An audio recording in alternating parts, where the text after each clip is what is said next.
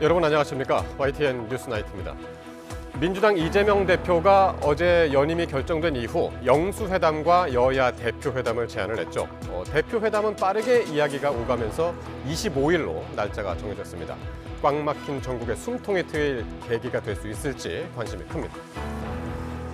지난 광복절날 윤석열 대통령의 경축사에서 과거사에 대한 언급이 없어서 논란이 됐었는데요. 바로 다음 날 김태효 국가안보실 1차장이 언론 인터뷰를 했는데 중요한 건 일본의 마음이다라고 언급을 하면서 파장이 더 커지고 있습니다. 잠시 뒤 포커스 나이트에서 어떤 맥락에서 이런 말이 나왔는지 전문가들의 의견과 함께 확인해 보겠습니다. 뉴스나이트 먼저 헤드라인부터 보시겠습니다. 오늘의 주요 뉴스입니다. 9호 태풍 종다리가 북상하면서 오늘 밤 제주를 시작으로 모레까지 전국이 영향권에 들겠고 최대 100mm의 폭우가 쏟아지겠습니다. 이 태풍에도 폭염과 열대야가 지속될 것으로 예보됐습니다. 이재명 2기 지도부가 출범한 가운데 국민의힘 한동훈, 민주당 이재명 대표가 오는 25일 회담을 갖기로 합의했습니다. 회담 의제를 둘러싸고 서로 이견이 큰데 최상병 특검법이 가장 큰 뇌관으로 꼽힙니다. 중요한 건 일본의 마음이라는 김태우 국가안보실 1차장의 발언 논란이 계속되는 가운데 민주당은 친일을 넘어 숭일 정권이라고 공세를 이어갔습니다. 국민의힘은 취지를 오해한 것이라고 적극 해명하면서 민주당을 향해 명비어 천가를 쏟아낸 전당대회였다고 호평했습니다. 쇼핑몰 알렉스가 직원들을 모두 퇴사시키고 영업 종료를 선언하면서 판매자와 구매자들이 큰 피해를 겪고 있습니다.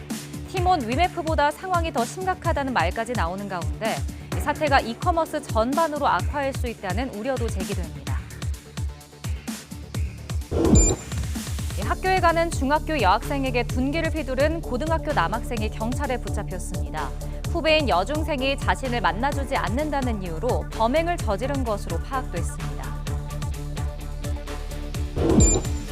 코로나19 확산이 심상치 않은 상황에서 이번 달 말에는 환자가 한 주에 35만 명에 달할 거란 전망이 나오고 있습니다. 방역당국은 품귀 현상을 빚고 있는 치료제의 충분한 공급이 가능하다고 밝혔습니다. 국민의힘 한동훈 대표와 더불어민주당 이재명 대표가 오는 25일 대표회담을 열기로 했습니다.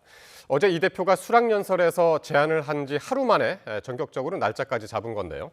하지만 회담에 오를 의제를 두고 적지 않은 진통이 예상됩니다. 임성재 기자의 보도입니다.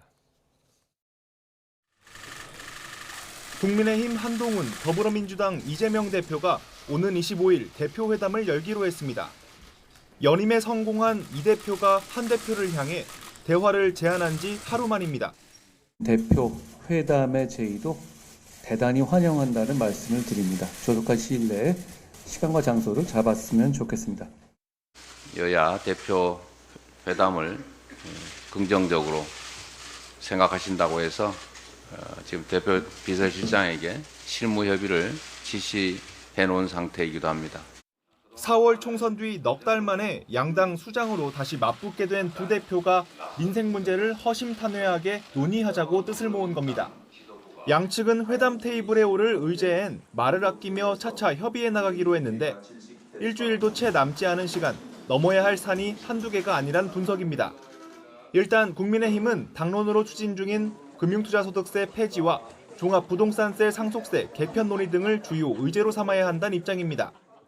민생개혁 법안 논의를 위한 여야정 협의체 가동과 국회 연금개혁 특위 구성 합의를 통해 28일 본회의를 민생국회의 출발점으로 만들 수 있기를 기대합니다.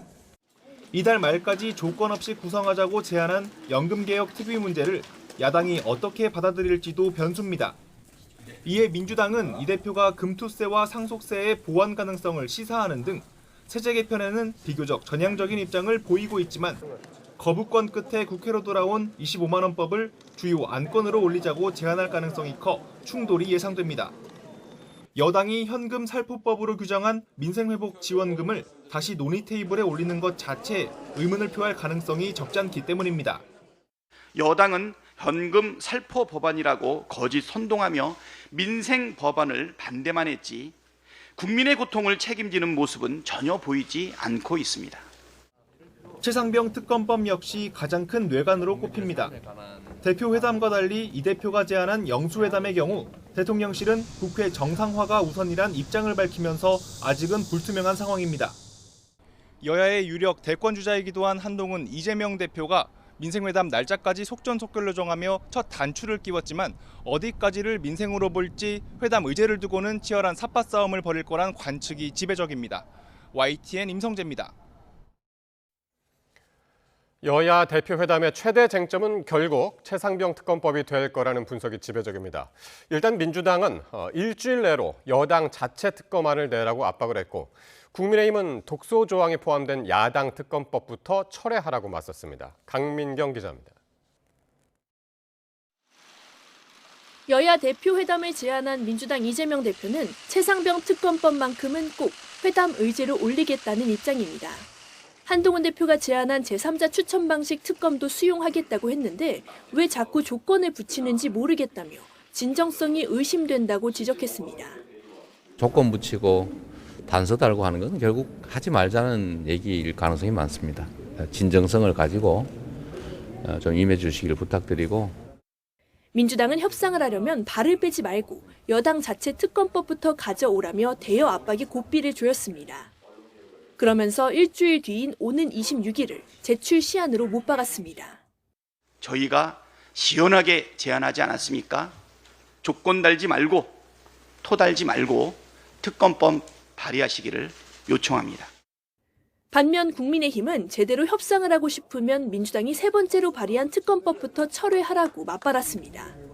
대통령실까지 연루시킨 구명로비 의혹을 더한 법안을 내놓고도 제3자 추천 방식을 받겠다고 하는 게 어불성설이라는 논리로 방어막을 펼쳤습니다. 훨씬 더 위헌성이 강화된 흉기 같은 법안을 바로 즉시 내놨잖아요. 그게 진위가 어떤 것인지에 대해서는 여러 가지 생각이 있을 수 있을 것 같습니다. 특검 발의 시한을 제시한 데에도 불쾌감을 내비쳤는데 여당은 주문하면 법안이 나오는 아버지 1인 정당이 아니라고 꼬집었습니다. 또 야당이 특검을 서두르는 속내에는 정쟁을 일으키려는 의도가 있는 것 아니냐며 민주당의 민생협의 진정성에 물음표를 붙이기도 했습니다. 제3자 특검안을 수용하고 정쟁 국회를 민생 국회로 돌려놓을 진정성이 있다면 이미 제출된 위헌적인 특검안을 철회하고 여야 대표 회담 의제로 최상병 특검법을 올릴 것이냐 말 것이냐를 놓고 여야 대치가 격화할 가능성도 배제할 수 없습니다. 또 특검이 논의 테이블에 오른다고 해도 절충점을 찾기가 쉽지 않아 회담 성과에 악영향을 미칠 수 있다는 관측도 나옵니다. YTN 강민경입니다.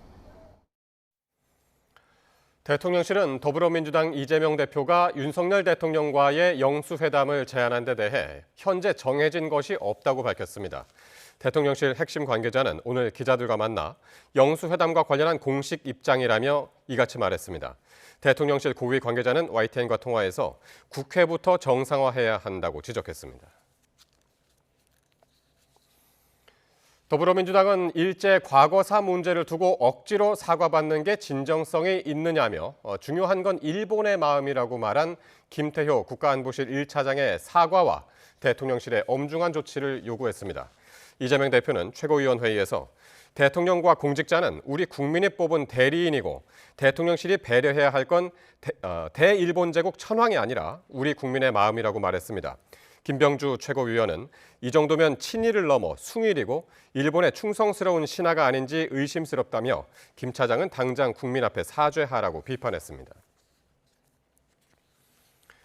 대통령실은 김태효 국가안보실 1차장의 중요한 건 일본 마음 발언을 두고 민주당 이재명 대표가 즉각적으로 엄중한 조치를 요구한 것에 대해 대안 없는 공격이라고 비판했습니다. 대통령실 핵심 관계자는 오늘 기자들과 만나 윤석열 정부는 성과를 통해 일본을 뛰어넘는 그 길을 보여주고 있다며 이같이 말했습니다. 이어 김 차장의 발언 가운데 하나의 단어나 문구만 가지고 공격할 것이 아니라며 당당하게 과거사를 보며 지적하되 어떤 것이 국민과 국익을 위해 맞는지 미래를 함께 보자는 것이라고 설명했습니다. 올여름 첫 태풍이 발생했지만 폭염과 열대야를 잠재우진 못할 것으로 보입니다. 오히려 뜨거운 열기를 몰고 오며 무더위를 장기화할 가능성도 있다는 전망입니다. 보도에 정혜윤 기자입니다. 오키나와 서쪽, 타이완 동쪽 해상에서 발생한 태풍 종달입니다. 태풍이 반시계 방향으로 회전하며 남쪽의 열기를 끊임없이 끌어올리고 있습니다. 열대 해상의 고온다습한 공기가 그대로 한반도로 밀려 올라오게 되는 겁니다. 특히 기상청은 이번 태풍이 따뜻한 남서풍을 강화해 서쪽 지방을 중심으로 폭염과 열대야가 계속 이어지게 할 가능성이 크다고 밝혔습니다. 태풍이 몰고 온 열기로 인해서 야간에도 기온이 떨어지지 않으면서 폭염과 열대야는 지속되겠습니다. 태풍이 북상하면서 서울 낮 기온은 내일 36도까지 치솟겠습니다. 모레도 기온은 31도지만 체감온도는 34도까지 오르겠습니다. 밤사이 열대야도 심해져 체감온도는 30도를 오르내릴 전망입니다. 기상청은 9호 태풍 종다리가 21일 수요일까지 덥고 습한 비를 몰고 올 것으로 예상했습니다. 특히 태풍이 지난 뒤에도 당분간 폭염과 열대야가 계속될 가능성이 큽니다. 이 뜨거운 수증기 자체가 우리나라 쪽으로 들어온다라는 부분, 이 두 가지 측면에서 앞으로 우리나라의 폭염과 열대야는 약화되기보다는 지속 또는 조금 더 강화될 가능성이 높습니다. 올여름 더위를 식히는 처서 매직도, 태풍 매직도 없는 이례적인 8월이 기록될 가능성이 커지고 있습니다. YTN 정혜윤입니다. 강원 영동 지역은 폭염과 함께 가뭄이 비상입니다. 저수지가 바닥을 드러낼 정도로 메말라 일부 지역은 제한급수에 들어갔습니다. 송세혁 기자가 보도합니다. 강릉 지역 최대의 상수원인 오봉 저수지입니다. 상류로 올라가 봤습니다. 물줄기가 거의 끊겼습니다. 얼마 남지 않은 물길도 실개천처럼 가늘어졌습니다. 평소 같으면 이곳은 물이 차 있어야 합니다. 하지만 지금은 사람이 걸어 다닐 수 있을 정도로 메말라 바닥이 훤히 드러나 있습니다. 오봉 저수지의 저수율은 35%로 평년의 절반 수준에 불과합니다. 강원 영동 지역 전체 저수지 평균 저수율도 40%로 전국 평균 62%에 크게 못 미치고 있습니다. 원인은 계속된 가뭄. 장마철 많은 비가 내린 다른 지역에 비해 강원 영동 지역은 최근 석 달간 강수량이 304mm로 평년의 절반에 그쳤습니다. 게다가 길어진 폭염에 휴가철까지 겹쳐 물 사용량도 늘어났습니다. 물 부족이 심해지자 오봉 저수지는 지난 13일부터 농업용수 공급을 이틀 간격으로 제한했습니다. 30% 이하로 감소했을 경우에는 추가로 용수 확보 계획을 수립해야 된다고 생각하고 있습니다. 지자체도 추가 용수 확보에 나서는 등 비상이 걸렸습니다. 15% 이내였을 때는 저희가 제한 급수도 검토하고 있는데 주민들께서 좀 물을 좀 많이 아껴 썼으면 하는 그런 바람을 좀 갖고 있습니다. 이번 주 단비 소식이 예보됐지만 강수량이 적어 가뭄이 완전히 해소되기는 어려울 것으로 보입니다. YTN 송세혁입니다. 연일 무더위가 이어지면서 온열 질환자 수가 2,800명을 넘었습니다. 질병관리청 온열질환 응급실 감시 체계를 보면 어제 하루 온열 질환자는 41명 발생해 올해 누적 환자는 2,814명으로 집계됐습니다. 이는 온열 질환 감시 체계 운영이 시작된 지난 2011년 이후 두 번째로 많은 환자가 나온 지난해보다 4명 적은 수준이어서 2위 기록을 경신할 것으로 전망됩니다. 하루에 100명을 넘어섰던 온열 질환자 수는 지난주 들어 감소했고 엿새째 하락세입니다. 전력 수요가 엿새 만에 또 역대 최대치를 경신할 것으로 보입니다. 전력거래소의 실시간 전력 수급 현황을 보면 오늘 오후 5시 40분 기준 전력 수요는 95.9기가와트까지 치솟았습니다. 현재까지도 전력 수요가 높은 수준으로 유지되고 있어 실시간 기록이 아닌 시간대별 확정치가 나와도 95기가와트를 넘길 것으로 전망됩니다. 최대 전력 수요는 올여름 들어서만 3번이나 여름철 최대 기록을 경신한 상태입니다. 코로나19 재유행 확산이 심상치 않은 가운데 방역당국이 이번 달 말 코로나19 환자가 한 주에 35만 명에 달할 것으로 전망했습니다.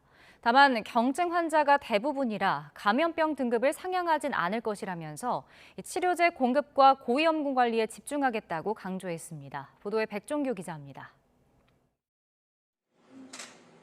최근 병원을 찾아 코로나19 검사를 받은 환자 대부분이 확진 판정을 받을 정도로 코로나 확산세가 무섭습니다. 방역 당국은 이번 달 말을 재확산의 고비로 보고 있는데 한 주에 35만 명까지 환자가 나올 것으로 전망했습니다. 올여름 폭염이 좀 심하다 보니까 냉방이라든지 환기 부족이 또 좀 더 영향을 미친 것으로 그렇게 보여서 호흡기 감염병 전파에 별로 좋지 않은 그런 상황이긴 합니다. 증상이 있는데도 검사를 받지 않는 확진자까지 더하면 숫자는 더 커질 수 있지만 정부는 지금 상황을 충분히 관리 가능한 수준으로 판단하고 있습니다. 유행하는 KP3 변이 바이러스가 이전 오미크론과 차이가 없고 환자 대부분이 경증이라 감염병 등급을 상향하지 않고 환자 발생 추이를 지켜보겠다는 겁니다. 방역 당국은 일단 요양병원 등 감염 취약시설에서 일주일 안에 2명 이상의 환자가 나오면 보건소에 신고하게 하는 등 고위험군 관리를 강화하겠다고 설명했습니다. 또 치료제와 진단키트 수요 예측에 실패해 품귀 현상이 벌어지고 있는 점을 인정하면서도 일시적 현상이라고 거듭 강조했습니다. 그러면서 코로나 먹는 치료제 26만 명분을 이번 달 말까지 차질 없이 도입하겠다면서 이번 주까지 6만 명분, 다음 주에는 14만 명분을 추가로 공급할 것이라고 덧붙였습니다. 오늘부터 담당 약국의 정기 공급 물량이 확대되고 있고요. 8월 말까지는 전국의 담당 약국에 여유 물량까지 충분히 공급할 것으로 그렇게 예상하고 있습니다. 추석 방역과 관련해선 환자 발생 추세 예측이 어려운 상황이라 상황을 지켜본 뒤 추석 일주일 전까지는 방역 지침을 발표하겠다고 밝혔습니다. YTN 백종규입니다. 명품 가구와 가전 등을 판매하던 쇼핑몰 알레츠가 갑자기 영업 종료를 선언한 가운데 팀원 위메프 때보다 상황이 더 좋지 않다는 이야기가 나옵니다. 일부 직원이라도 남아 현장 환불 등 초기 대응에 나섰던 팀F와 달리 알레츠는 직원들을 모두 퇴사 처리하고 사라졌기 때문인데요. 판매자들과 구매자들은 애만 태우고 있습니다. 보도에 박기환 기자입니다. 지난 16일 갑작스레 영업을 종료하겠다고 발표한 쇼핑몰 알레츠 본사입니다. 월요일 오전이지만 사무실은 모두 텅 비었습니다. 40여 명 직원을 모두 퇴사 처리하면서 아무도 출근하지 않은 겁니다. 정산을 받지 못한 판매자들의 발길만 끊이지 않았습니다. 당장 7월 판매 대금 정산 주기가 이번 달 말 돌아오지만 팀원 위메프 같은 피해가 반복되자 이제는 희망을 품기도 어렵습니다.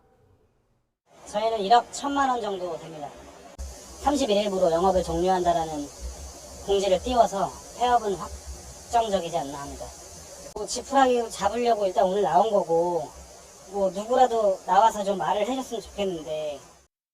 속이 타들어가는 건 소비자들도 마찬가지입니다. 거금을 들여 산 가구나 가전제품이 배송 도중에 판매자의 요청으로 취소됐지만 환불받을 방법도 마땅치 않습니다. 없는 돈에 그냥 모아가지고 집사람도 이제 나이가 있으니까 OLED로 샀거든요. 근데 얘네들이 금요일 날 그것을 막아버리니까 소비자들 어떻게 할 수도 없고 이렇게 다 철수해버리고. 아직 미정산이 현실화하진 않았지만 알레츠 모회사 인터스텔라는 영업 손실이 누적돼 자본 잠식에 빠진 지 오래입니다. 일단 판매자들은 형사 고소를 진행하고 소비자들은 카드사와 PG사 등을 상대로 환불 요구에 나설 계획입니다. 문제는 이 같은 상황이 더 확대될 수도 있다는 분석입니다. 이커머스에 대한 소비자 신뢰가 악화돼가지고 거래할 사람들이 이제 거래를 하지 않으면서 한계 기업들이 지금 도산하기 시작하는 그런 사태로까지 지금 확산될 가능성까지 있어서 팀원 IMF 미정산 사태에 이어 소규모 전문 쇼핑몰인 알레츠까지 바닥을 드러내면서 온라인 유통산업 전체로 사태가 번질 수 있다는 우려의 목소리도 나오고 있습니다. YTN 박견입니다. 등굣길 여중생에게 둔기를 휘두른 남고생이 경찰에 붙잡혔습니다. 남학생은 여학생이 자신을 만나주지 않는다며 개학날을 기다렸다가 범행을 저지른 것으로 조사됐습니다. 표정우 기자가 보도합니다. 한 남성이 교복을 입은 여학생을 쫓아가더니 둔기를 마구 휘두릅니다. 잠시 대치하는가 싶더니 또다시 달려들어 둔기를 휘두르고 자리를 피하는 여학생을 쫓아가며 폭행이 이어집니다. 너 죽일 거야. 너 죽여버릴 거야. 그 말을 계속 반복하더라고. 막 무차별이야. 그냥 막 이렇게 되는 대로 다. 경기 안산에 있는 중학교 근처에서 고등학생 A군이 여중생 B양을 상대로 범행을 저지른 건 아침 8시 20분쯤. 가해자는 등굣길, 피해 여학생이 뒤를 밟다가 학교와 200m 정도 떨어진 곳에서 미리 준비한 둔기로 머리를 내리쳤습니다. 근처에 있던 시민에게 제압될 때까지 A군은 B양에게 둔기와 흉기를 수차례 휘둘렀습니다. 잡고 있는데 하는 소리가 사람 죽이는 게 쉽지 않구나. 이제 직간에 이제 제압이 되고 막 그러니까는 지 뜻대로 안 돼서 그런지. 현행범으로 체포된 A군의 가방에는 다른 흉기와 유서가 들어있었습니다. 유서에는 자신이 과거에 범행을 계획했다가 실패했다는 내용도 담겨 있었습니다. 지적장애가 있는 A군은 B양의 중학교 선배로 자신을 만나주지 않자 화가 나 범행을 저질렀다고 경찰에 진술했습니다. 앞서 지난 3월 B양의 아버지는 A군이 딸이 거부하는데도 계속 따라다닌다며 경찰에 신고했습니다. 6월에는 A군이 학교 상담 중 B양에게 위해를 가하고 극단적인 선택을 하겠다고 얘기해 경찰에 신고되기도 했습니다. 이때 A군은 정신병원에 입원했는데 본인이 퇴원 의사를 강하게 밝혀 지난달 26일 20여일 만에 퇴원했습니다. 경찰은 이후 A군 부모에게 전화하는 등 특이 동향 여부를 살폈지만 범행을 막을 수는 없었습니다. 피를 많이 흘린 채 병원으로 옮겨진 B양은 생명엔 지장이 없는 것으로 알려졌습니다. 경찰은 A군을 살인 미수 혐의로 입건하고 구속영장을 신청했습니다. YTN 표정우입니다.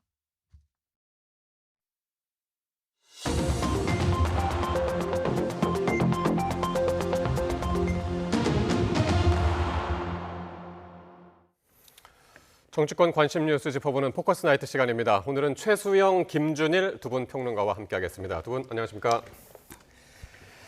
네, 민주당 전당대회에서 이재명 후보가 최종 득표율 85.4%라는 압도적인 지지로 연임에 성공을 했습니다. 이게 민주당 계열 정당에서 당대표 연임, 이게 고 김대중 전 대통령 이후 처음이라고 그러죠? 그렇습니다. 그때는 또 더더군다나 이제 총재 시절, 제왕적 총재 시절 아닙니까? 그러니까 대통령이 총재를 겸임하던 시절이니까 연임을 한 거니까 지금과는 정치적 환경도 완전 다른 거죠. 지금은 말 그대로 그냥 그 이재명 대표가 연임을 거의 그러니까 전통적으로 할 수 없는 상황에서 연임에 성공한 거니까 이거는 70년 민주당 역사에서 굉장히 이례적인 상황으로 봐야 되는데 저는 어쨌든 이제 이재명 대표는 민주당 그 자체가 된 것 같고 우리가 이제 누가 이제 좀 제가 비아냥은 아닙니다. 유일 체제가 됐다 해도 사실 과언이 아니죠. 왜냐하면 사실 이번에 선출되기도 전에 벌써 이제 이번 그 전당대 행사에서 기본사회라는 걸 당원에 넣기로 한 거잖아요. 사실 기본사회는 기본소득의 연장선상 아닙니까? 그렇다면 이재명 대표의 브랜드 같은 건데 이미 그것을 했다는 거는 본인이 연임에 성공했다는 그 이상으로 당을 완전히 장악했다는 하나의 상징이 되겠고 그다음에 사실은 이번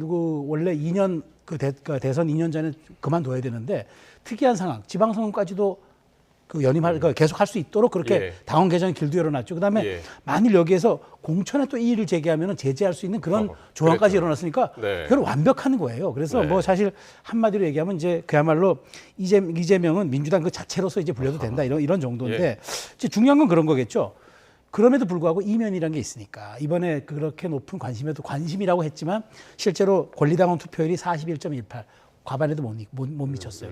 그리고 호남 지역 투표율 20%대였어요. 그렇다면 민주당 전통적 주류와 전통적 지지층은 무관심과 등을 돌렸다라는 표현이 있을 수 있기 때문에 이재명 대표 체제의 2기 체제에 명과 암이 공이 존재한다 이렇게 말씀드릴게요. 어쨌든 지금 최평론가님 이재명 대표의 유일 체제가 이제 완성이 됐다라고 하셨고요. 사실 이게 9대 명이냐 8대 명이냐 다들 그렇게 예상을 했는데 결국에는 8대 명입니다. 예, 저는 80% 중반대 제가 예측을 했었는데 딱 맞추셨네요. 예, 맨날 틀리는 게 많아서 이거 하나 맞췄다고. 근데 대충 이제 이 정도가 나올 것 같았어요. 그러니까 큰 의미가 있지는 않습니다. 앞자리가 9냐 8이냐 그 정도로 이제 압도적이고 이거는 대진운도 있는 거죠. 상대가 정말로 좀 강력한 경쟁 후보가 있었으면은 그 정도로 압도적으로 얻기는 어렵지만 아무래도 김두관 후보가 그 정도로 이제 좀 경쟁력을 보여주지 못했다 이렇게 보면 될 것 같습니다. 그래서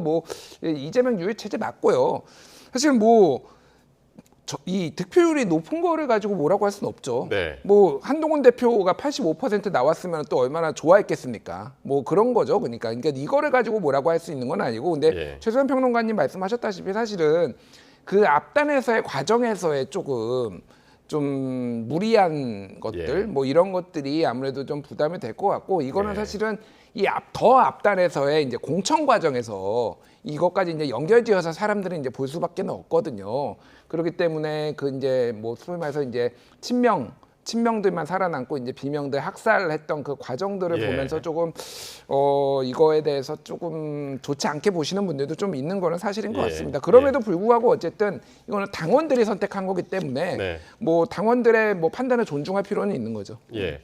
김평론가는 그러면 이건 어떻게 보십니까? 일단 뭐 요번 전당대회 관전 포인트라고 그러면은 뭐 당대표 선거보다도 최고위원 선거였는데 거기서 이제 이재명 2기 지도부가 그야말로 이제 찐명으로 구성된 거 아니냐 이런 해석들이 많습니다. 근데 사실 8명 다 뭐 찐명이었어요. 뭐 이게 이제 정도의 차이가 있었고 정봉주 후보도 중간에 이제 이런 뭐 박원석 전 의원이 이제 유튜브에서 한 얘기 때문에 돌발적으로 약간 포지션이 그렇게 된 거지 본인이 뭐 이재명 대통령 만들겠다 이런 말을 했던 분인데 근데 결과적으로 보면은 이제 정봉주 후보가 조금 판단 미스가 있었던 것 같아요. 판단 미스는 뭐냐면은 첫 번째는 본인이 그동안 당에 얼마나 오랫동안 헌신을 해왔고 감옥까지 갔다 온 건데 그 진정성을 잠깐 내가 뭐 말실수를 하거나 그래도 진정성 그 알아줄 거다라고 했는데 과거를 보기보다는 지금 현재를 봤던 것 같습니다. 현재를 보고 소위 말해서 이제 가장 무엇보다도 첫 번째 이제 명파리 발언보다도 뒤에서 이재명은 대통령이면 안 된다라고 얘기를 했다라는 것에 대해서 본인이 인정을 하면서 이거는 좀 선 넘었는데 약간 그래서 당원들이 조금 조직적으로 좀 움직인 것 같아요. 그러니까 그 자기 SNS에도 그렇게 썼죠. 그러니까 이재명 대표가 왜 그럴까 나한테 그래서 이제 서운함이 있었다 이제 그런 이야기들도 해서 거기에 연장선상이 아닌가 싶기도 합니다. 그러니까 서운함을 전 가질 수 있다라고 봅니다. 실제 이제 1등을 달리다가 김민석 후보가 이제 치고 올라온 게 우리도 여기에서 다뤘지만은 유튜브에 불러가지고 이제 왜 이게 표가 안 나오지? 그 발언 이후로 그렇게 된 거잖아요. 사실 저는 뭐 이번 전당대회가 저는 뭐 이제 전체적으로 보면은 문제가 있었다고 보는 것 중에 하나가 이재명 대표는 사실은 이재명 후보는 반칙이에요. 본인이 사실은 지금 이 당에서의 본인이 뛴 거기도 하지만은 윤석열 대통령 같은 분입니다. 그러니까 영향력이라는 게. 그래서 윤석열 대통령이 전당대회에 개입을 해가지고 김기현을 끌어올려가지고 그 논란이 벌어지고 막 공격을 했잖아요, 민주당에서. 근데 이재명 대표가 거기에서 그런 식으로 얘기를 해서 이걸 판을 바꾸는 게 정말로 당원들이 아무런 문제 제기도 안 하고 넘어갈 수준인가. 그러니까 저는 당원들의 표를 많이 받은 게 문제라고는 전혀 생각 안 합니다. 결과는 다 존중해야 되는데 그 과정에서는 분명히 문제가 있었다, 저는. 그거를 이게 이제 결국은 민주당에 대한 비호감, 이재명에 대한 비호감으로 이제 될 거예요. 그거를 어떻게 극복해내느냐가 되게 중요한 과제로 남는 것 같습니다. 사실 여기 포커스 나이트에서도 나오셨던 거의 모든 전문가들이 정봉주 후보는 뭐 벌어오는 게 많아서 절대 꺾이지 않을 거다 그렇게 예상하시는 분들이 많았거든요. 저도 이걸 보면서 좀 말하자면 제가 스스로 이거 암울하고 참담함을 느낀 게 사실 정봉주 후보가 수박이라는 단어를 사실 만든 장본인이에요. 그 금태섭 의원 2020년 총선 때 이제 수박이라는 명칭을 사용했는데 그런데 수박으로 찍혔잖아요. 그러니까 일종의 이제 프랑스 혁명 때 상상해 보면 단두대를 만든 자가 단두대의 희생양이 된 거죠. 그러니까 저는 이걸 보면서 근데 과연 그렇다고 정봉주 후보가 못할 말을 했는가? 사실 이재명 대표가 조금 말하자면 포용성이 없다든가 뭐 이런 얘기도 할 수 있고 그다음에 내가 최고위원회 들어가서 일종의 미꾸라지를 잇는 사회에서 내가 매기 역할을 좀 해서 좀 더 당을 건강하게 하겠다. 이게 나쁜 건가요? 그다음에 이게 합의제 기구인데 한 명 정도 들어가서 좀 다른 이겨낸다고 그렇다고 민주당이 무너집니까? 그럼에도 불구하고 일사불란하게 했어요. 근데 저는 정봉주 후보가 어쨌든 전략적 패착한 건 맞아요. 본인이 아마 16% 누적 득표율에서 이 발언을 했습니다. 그러니까 20%까지 가면 안정성이라고 생각했기 때문에 전략적으로 이 발언을 한 걸로 저도 보이는데 그러면 그 역풍이 너무 거셌고 이른바 배제 투표라고 하죠. 그 당원들 사이에서 정말 정봉주만은 안 되겠구나. 차라리 이현주를 택하자 이런 게 조직적으로 바람이 불었던 것 같아요. 이거는 집단적으로 아마 움직임이 있었던 것 같아요. 대의원 투표에서 7위를 했다고 그러더라고요. 그렇죠. 그러니까 그런 일반 여론조사에서 6위 했고 그러니까 거의 모든 민주당 지지층, 왜냐하면 일반 여론조사도 지지층을 대상으로 했거든요. 그러니까 모든 지지층에서 암묵적으로 동의했다고 봐야 돼요. 그렇다면은 좀 이것이 과연 건강한 당인가 이런 이제 그런 질문에 직면하게 되고 또 하나는 그렇게 한 명쯤도 포용 못하는 정당으로 비춰지는 거 굉장히 그것도 중요한 포인트가 될 것 같은데 어찌되었건 저는 이제 이재명 대표가 되었으므로 저는 앞으로 이제 민심과 당심의 괴리도를 얼마큼 좁혀내느냐. 왜냐하면 이 괴리를 좁히지 못하면 국민의 피로감이 높아지죠. 피로감이 높아지면 다시 괴리감이 높아져요. 그러면 그게 바로 지지율 하락으로 이어지는 악순환 고리에 갇힙니다. 이거를 이제 극복해야죠. 사실 정봉주 후보가 이제 제야에 있다가 정말 이번 기회로 해서 이제 중앙 정치로 다시 복귀를 하느냐, 이것도 상당히 이제 눈여겨볼 것이었는데 자신의 SNS에 짧게 썼지만 어쨌든 다시 뵐 날을 기다리겠다라고 해서 향후 행보는 어떻게 보시나요? 뭐 지금 정치적 행보로 유의미한 거를 할 수 있을지 잘 모르겠어요. 그러니까 이거는 본인이 그 전에 했었던 거는 어쨌든 민주연수원장 이제 여기를 했었고 당직을 맡았던 건데 그거는 이제 맡기가 어려운 상황이고 그러면은 이제 방송에 나가야 되는데 아마 민주당 지지자들 대상으로 방송을 하는 게 얼마나 먹힐 것인가. 사실 그래서 지금은 더 세게 이제 윤석열 정부를 공격하는 방식으로 아마 좀 잠깐 휴지기를 가졌다가 그런 거 사실 잘하잖아요 원래 그런 거 잘하시는 분이니까 그렇게 할 수는 있겠지만은 이제 소위 말해서 이제 스피커로서의 역할은 있겠지만은 당분간은 조금 정치적으로 재기는 당분간은 좀 어렵지 않아요. 근데 우리가 생각해 보면은 정봉주 전 의원은 계속 뭔가 어려움을 겪었어요. 근데 또 어떻게 살아납니다. 뭐 옛날 서울시장 나와가지고 성추행 논란도 있었고 이번에 이제 뭐 본인의 발언 때문에 또 공천도 탈락하고 이번도 그랬고 뭐 감옥에도 갔다고 그랬는데. 뭐 본인이 또 할 수 있는 역할들을 찾아 나갈 거라고 생각을 합니다. 최평국 의원님 요 분은 어떻게 보셨나요? 살인자 발언으로 이제 주목을 받았었죠. 전현희 의원. 2등으로 올라섰죠. 그러니까요. 사실 5, 6위 그러니까 우리가 이제 예견하기는 전현희 후보와 이제 최고지만 그 이현주 후보가 여성 후보로서 이제 아마 각축을 하고 그다음에 만일 5등 안에 여성이 없을 경우에는 자동적으로 최고 득점자가 올라가니까 아마 두 사람 경쟁이 5위와 6위 사이에서 이루어질 거라고 했는데 이걸 뛰어넘었잖아요. 근데 저는 이런 걸 봐요. 살인자 논란이 뭐 실제적으로 우발적이었다고 하고 그다음에 박찬대 원내대표도 국민에게 부적절하게 사과했다고 하고 여러 가지를 다 감안하더라도 그 발언을 통해서 6위 후보가 2위 후보에 입성했다는 거 저는 이게 좀 약간 좀 서늘해지는 거예요. 그러니까 자 이렇게 2위 안에 들어왔어요. 그러니까 이렇게 들어와서 이제 최고위원회 입성했어요. 그러면 누가 시켜준 겁니까? 강성당원들이 그 발언 때문에 시켜준 거는 맥락상 맞잖아요. 그러면 그 기대에 부응해야 되잖아요. 그 기대에 부응하려면 어떻게 해야 돼요? 더 센 발언이 나와야 되잖아요. 이런 게 악순환의 제 고리에 빠진다는 거예요. 그래서 제가 우려했던 것이 그나마 정봉주 후보 한 분 정도를 4, 5위권을 해서 해줘도 건강한 매기 효과가 있었을 텐데 이렇게 이제 그러니까 강성 친명으로 이렇게 정말 편성된 이상 앞으로 충성 경쟁 혹은 발언의 수위 경쟁이 점점 더 에스컬레이터 할 것이다. 자 그러면은 협치가 되겠습니까? 이런 강성 당원들의 입김이 정권 탈환에 독이 될 수도 있다라고 하는 그 해석들도 많이 있어요. 그러니까 일단은 하나만 말씀드리면은 정봉주 후보가 매기가 될 분인지는 솔직히 잘 모르겠습니다. 그분의 지금까지의 정치 인생이 비주류로서 뭐 한 적이 한 번도 없거든요. 아까 말씀하신 수박 뭐 만든 분이라고 했는데 자의식이 너무 강해가지고 내가 여기서 고개 숙일 수 없다라고 하다가 본인이 패착으로 된 거지. 사실은 뭐 제가 매기라고 전혀 생각이 안 들고요. 뭐 그러니까 정봉주가 들어가느냐 안 들어가느냐가 그렇게 중요한 것 같지는 않아요. 그리고 저는 어쨌든 자당의 가장 유력한 대통령 후보를 떨어뜨려야 된다라고 얘기를 한 사람을 어떻게 뽑을 수 있겠습니까? 한동훈은 대통령 되면 안 돼라고 하면은 뽑을 수 있나요? 그러면은 국민의힘에서. 그러니까 그거는 제가 보기엔 그냥 본인의 패착이라고 보고 이거는 문제가 있죠. 그러니까 확장성이라 결국은 지금은 윤석열 정부에 대한 심판론이 워낙 강했기 때문에 이번 총선도 그렇고 앞으로도 또 좀 그게 그러니까 지방선거까지는 있겠지만 대선은 좀 다른 문제거든요. 그 인물에 대한 직접적인 평가가 이제 들어가는 거고 회고적 투표보다는 전망적 투표가 좀 더 이루어질 가능성이 어느 정도는 있어요. 물론 어느 정도는 회고적 투표가 있는데 만약에 보수에서 다른 사람이 완전히 나왔을 때 그렇게 이제 확장성 문제가 조금 걸림돌이 될 수 있고 제가 조금 이제 애정어린 이런 생각에서 좀 조언을 드리자면은 적을 좀 그만 좀 만들어라. 그러니까 민주당에서 뭐 하나하나 할 때마다 지금 적이 내부에서 계속 생겨요. 그러니까 내부의 적. 외부의 적이야 원래 적이니까 뭐 그거는 이제 적을 만드냐 안 만드냐 그런 평가를 할 필요가 없겠고 지금 굉장히 많은 적들이 계속 생겨나고 있습니다. 그거를 이제 굉장히 자신감으로 이제 당권을 장악을 해가지고 간다라고 생각을 하지만은 결정적일 때 굉장히 큰 위험에 빠질 수도 있습니다. 자, 전당대회가 어제였는데요. 한동훈 대표하고 이재명 대표가 오는 25일 오후에 만나기로 오늘 약속을 했습니다. 다만 벌써부터 신경전이 만만치 않은데요. 발언들 직접 듣고 오겠습니다. 뭘 자꾸 조건을 갖다 붙이는지 이해가 안 됩니다. 조건 붙이고 단서 달고 하는 것은 결국 하지 말자는 얘기일 가능성이 많습니다. 진정성을 가지고 좀 임해 주시기를 부탁드리고 제3자 특검을 하자고 하더니 또 이쪽에서 협상의 여지가 생기니까 이번에는 증거 조작 단서를 또 붙이고 또 뭘 또 하나 붙였다고요? 우리 민주당 안 철회해요. 왜 철회해야 됩니까?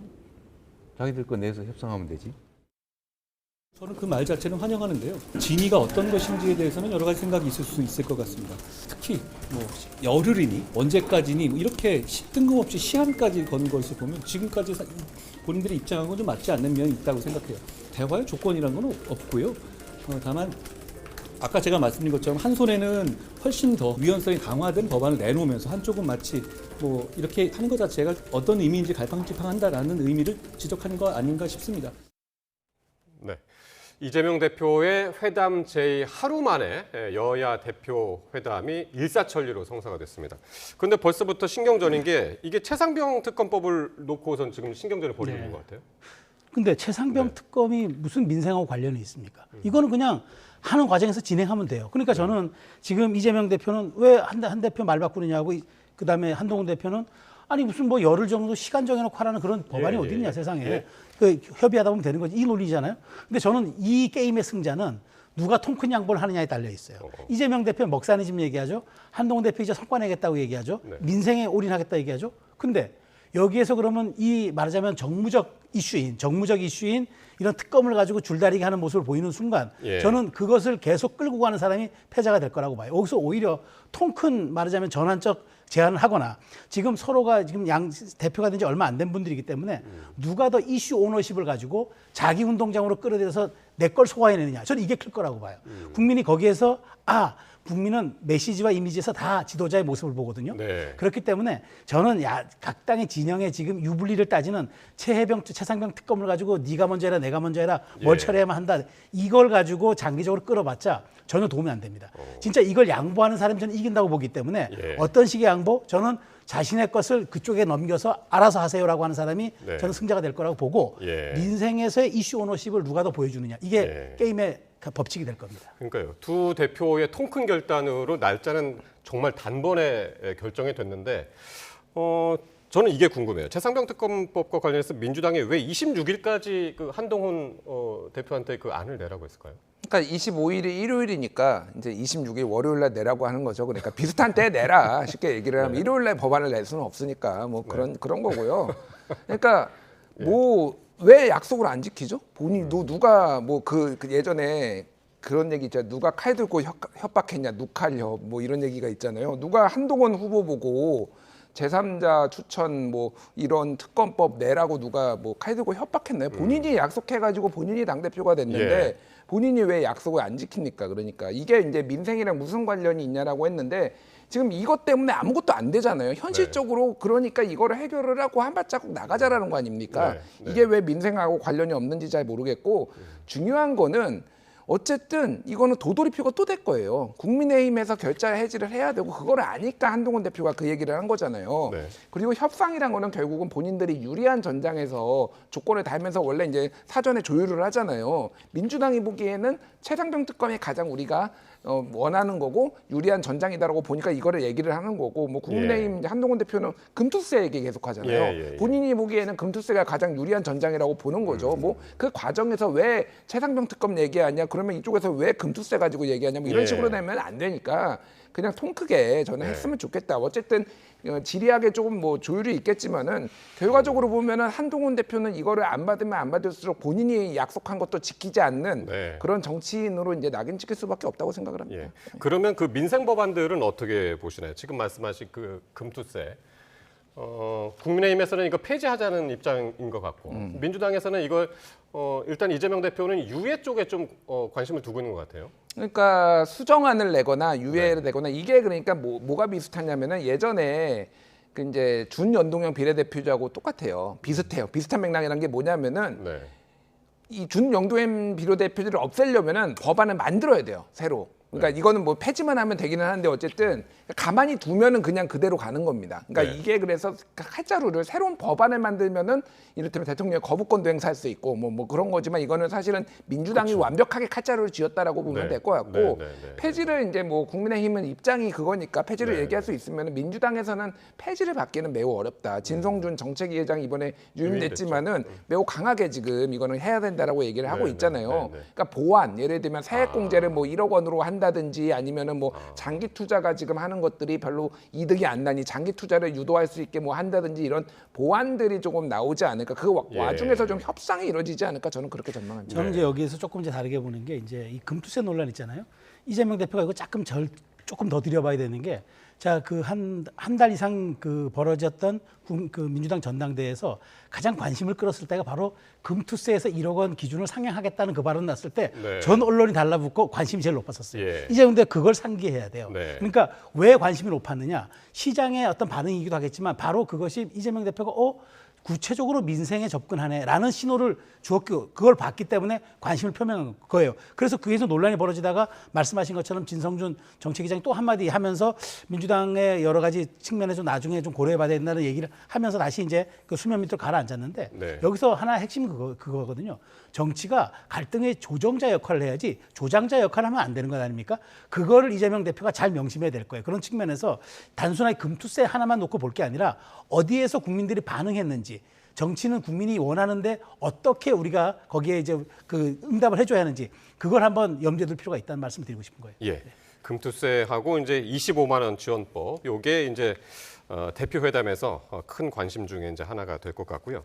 그럼 영수회담을 함께 보겠는데 대통령실은 여전히 국회 정상화가 먼저다라고 하는 거 보니까 사실상 거부 입장이다 이렇게 봐도 될까요? 어떻게 보세요? 그렇죠. 저는 이제 그렇게 보는데 영수회담이라는 게 일종의 탑다운 방식이잖아요. 두 사람이 만나서 다 풀어버리고 이제 내리자 하는 건데 지난번 한번 해봤잖아요. 그 정치적 효능감이라는 건 간단합니다. 여야가 이미 말하자면은 좀 그 정치가 제대로 돌아갈 때 영수회담이 촉매제 역할을 하거나 마지막 매듭을 풀어주는 역할을 하는 거지 이게 처음에 물꼬를 터주는 역할을 해줄 수는 없는 거예요. 그러니까 저는 그래서 지금 대통령실이 거부했다는 얘기는 국회 정상화라고 얘기했는데 저는 굳이 정상화가 아니더라도 여야 대표가 최소한 만나서 일정한 한두 가지라도 합의에 이르렀다 하면은 그게 정상화의 시초 아니겠습니까? 그리고 다음 달이 정기국회입니다. 자, 그렇다면은 정기국회를 앞두고 대통령이 또 예산안 시정연설도 해야 돼요. 그렇다면 자연스럽게 저는 그게 될 수가 있는데 굳이 먼저 하기가 어렵다는 얘기를 국회 정상화라고 표현했으니까 여야 대표 만나서 합의하는 게 국회 정상화 아닙니까? 저는 그 이후로 검토할 수 있다고 봅니다.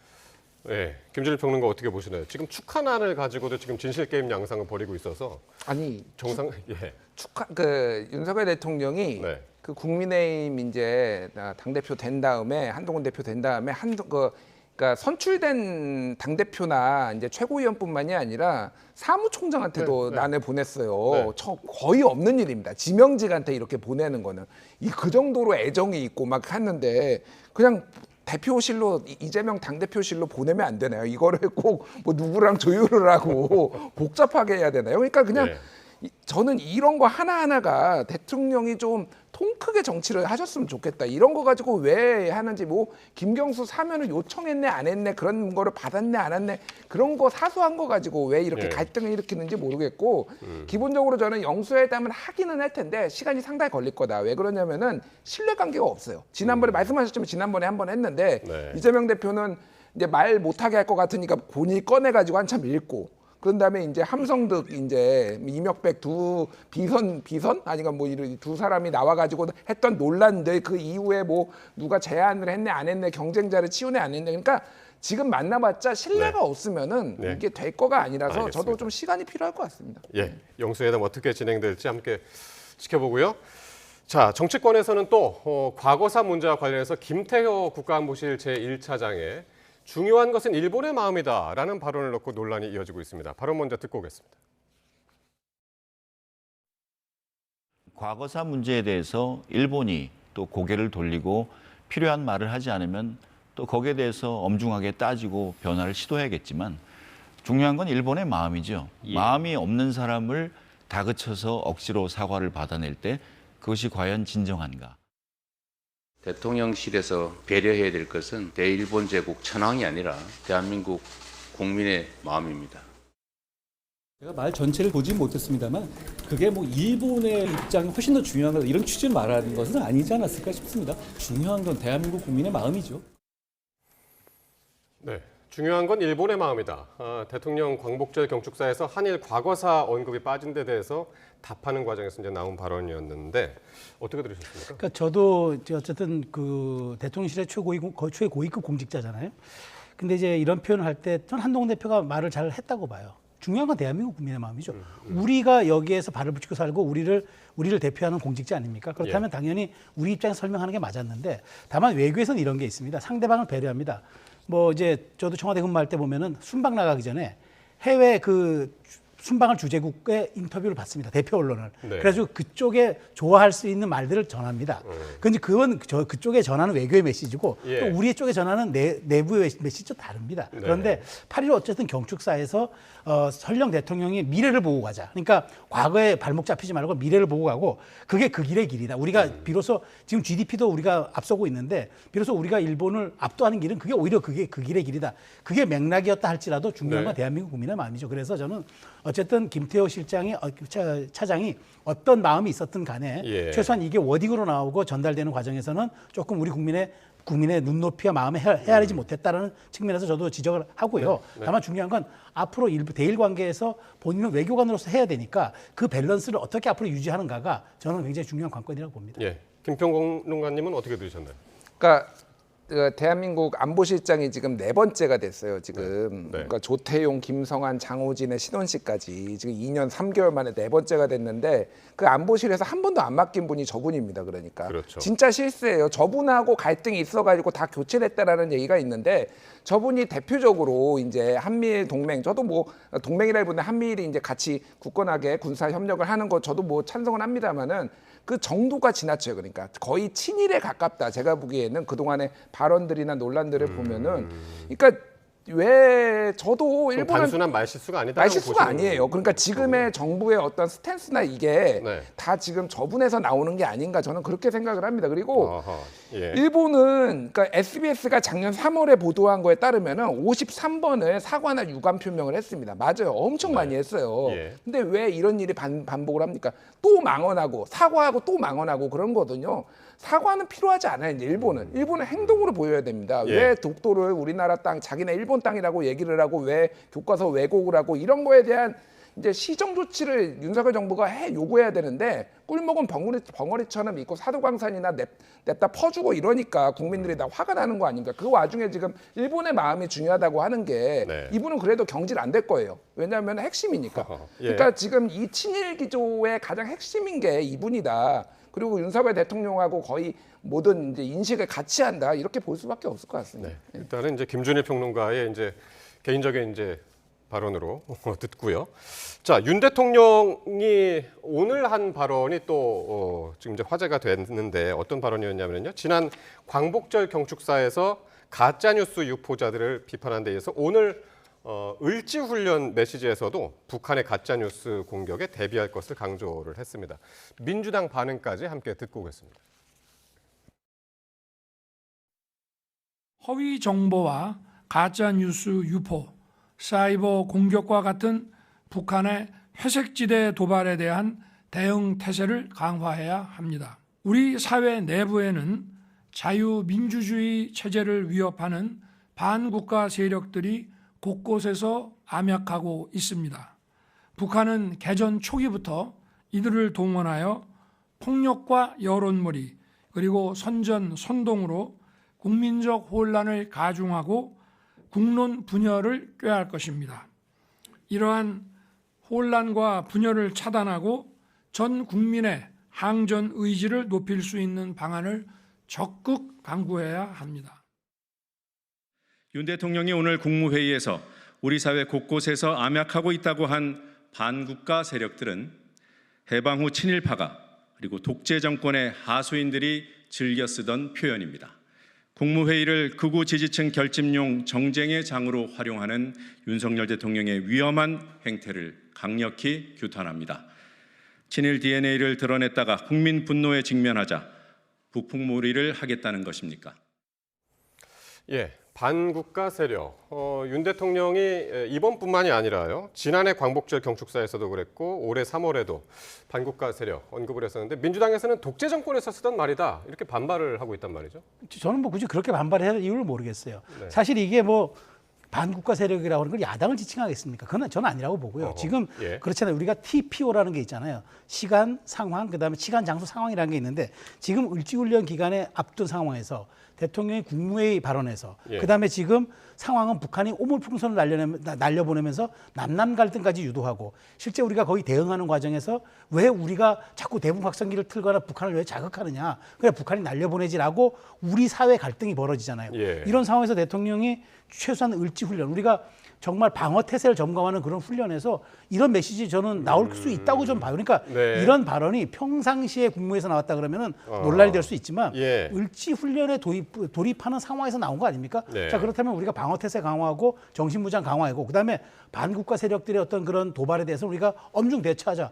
전 대통령이 국가 원수로서 국군 통수권자로서 할 수 있는 얘기인데 다만 이것은 민주당이 왜 이렇게 말하자면 뭐 우리를 겨냥한 건 아니냐는 식의 네. 독재 세력으로의 귀환 이렇게 좀 과도하게 해석하는 거는 을지훈련이라는 상황을 좀 보고 우리가 좀 그렇게 맥락 속에서 이해해야지 예. 이걸 단순 국무의 발언으로 보는 건 조금 과도한 것 같습니다. 을지훈련이라는 특별한 상황을 감안을 해야 된다라는 말씀이셨는데 이 그 반국가 세력이라는 게 누굴 지칭하는 걸까요, 김평국원님? 그러게요. 저도 궁금합니다. 혹시 네. 저를 지칭하는 게 아닌가 뭐 이런 생각이 드네요. 예, 저는 반국가 세력이 아니고요. 네. 그러니까 그 정봉주 후보가 이재명 파리 이 얘기를 자기가 뿌리 뽑겠다라고 얘기했잖아요. 그러니까 이제 물어보잖아요. 기자들이 그날만 5번을 물어봤어요. 그게 누굽니까? 누굽니까? 네네네. 5번을 네. 물어봤는데 끝까지 얘기를 얘기 안 안 했죠. 했어요. 네. 그래서 어떻게 됐나요?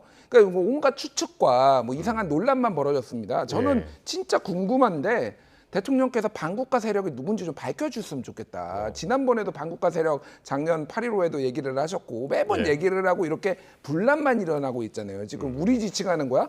나 지칭하는 거야? 이렇게 논란만 되고 있는데 저는 다른 것보다도 전 국민의 항전 의지 이게 그러니까 약간 전시국가 같은 느낌이에요. 그러니까 네, 이게 네. 뭐 전쟁하자라는 건가? 그러니까 저는 약간 네타냐후 이스라엘의 네타냐후 같은 느낌이 드는 게 굉장히 이제 주변 국가하고 이제 고의적으로 네타냐후가 지금 부패 혐의로 기소가 돼가지고 총리 자리에 내려오면 바로 감옥 갈 위기예요. 그러니까 주변국하고 하마스 치고 헤즈볼라 치고 뭐 이란 테헤란 치고 이러면서 끊임없이 지금 분란을 일으키거든요. 굉장히 저는 위험한 상황에 지금 대한민국 안보가 지금 갈 수도 있겠다 이런 생각이 듭니다. 항전의지라는 얘기는 글쎄요 이게 지금 전쟁을 치르자는 건가요 지금? 알겠습니다. 자 이런 가운데 윤석열 대통령의 오늘 여론조사 지지율이 나왔는데요. 이거 마지막으로 한번 보겠습니다. 자, 30.7%, 일주일 전 조사보다 2.9%포인트 하락을 한 수치인데 원인이 뭘까요? 두 분 짧게 좀 저는 뭐 말씀해 주시죠. 짧게 말씀드리면 네. 이제 김경수 특사의 논란이 그 말하자면 그 포용과 화해 이런 정신으로 했는데 전혀 정치적 효과가 없었다. 오히려 내분이 그러니까 여당에서 내분이 일어났었고 야당에서도 그렇게 달가워하지 않는 쪽으로 해석했기 때문에 네. 그 효과를 거두지 못했던 것과 그다음에 어쨌든 반사적으로 이 시기에 민주당의 전당대가 있었다는 것. 그게 아마 좀 대통령 국정 지지율에 조금 부정적 영향. 그래서 한 뭐 2, 3% 정도 이렇게 좀 반영된 게 아닌가. 저는 그렇게 분석합니다. 예, 김평관님. 김경수 지사 뭐 그것도 논란이 있었겠지만 제가 보기에는 그냥 친일 논란 같습니다. 그러니까 이 정권이 왜 이렇게 일본에는 관대하고 일본에는 모든 걸 퍼주고 있고 이런 것에 대해서 뭐 민주당 지지층이나 진보층뿐만이 아니라 뭐 보수층에서도 잘 납득이 안 되는 분들이 있거든요. 그러니까 사실 보수는 원래는 반공보수가 뿌리였는데 갑자기 지금 친일 보수가 지금 주류가 돼가지고 이거에 대해서 홍준표 시장도 지금 1919년이 건국이 맞다라고 얘기를 할 정도로 이게 좀 갈라져 있어요. 그래서 대통령이 8.15 광복절에 지금 국민들에다 갈라치기 하고 지금 이렇게 어지럽게 해야 되는 게 맞는 것인가 저는 예. 그 생각이 들고 그래서 제발 좀 친일적인 기조를 좀 버리셨으면 좋겠다. 좀 간곡히 말씀드리겠습니다. 예, 두 분 말씀 여기까지 듣겠습니다. 최수영, 김준일 두 분 평론가였습니다. 고맙습니다.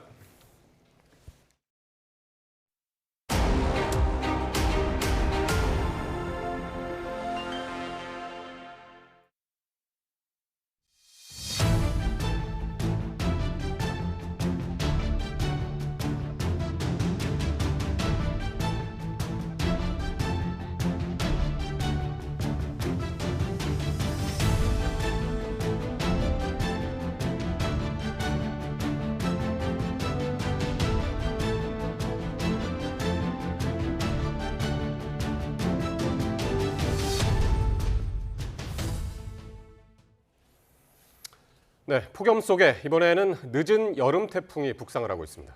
9호 태풍 종다리가 내일 밤부터 우리나라에 영향을 주겠는데 세력은 약하지만 각별한 경계가 필요합니다. 김민경 기자의 보도입니다. 오늘 새벽 일본 오키나와 남쪽 해상에서 9호 태풍 종다리가 발생했습니다. 아직 세력은 약하지만 중심부근 최대 풍속이 초속 17m를 넘으며 태풍으로 발달했습니다.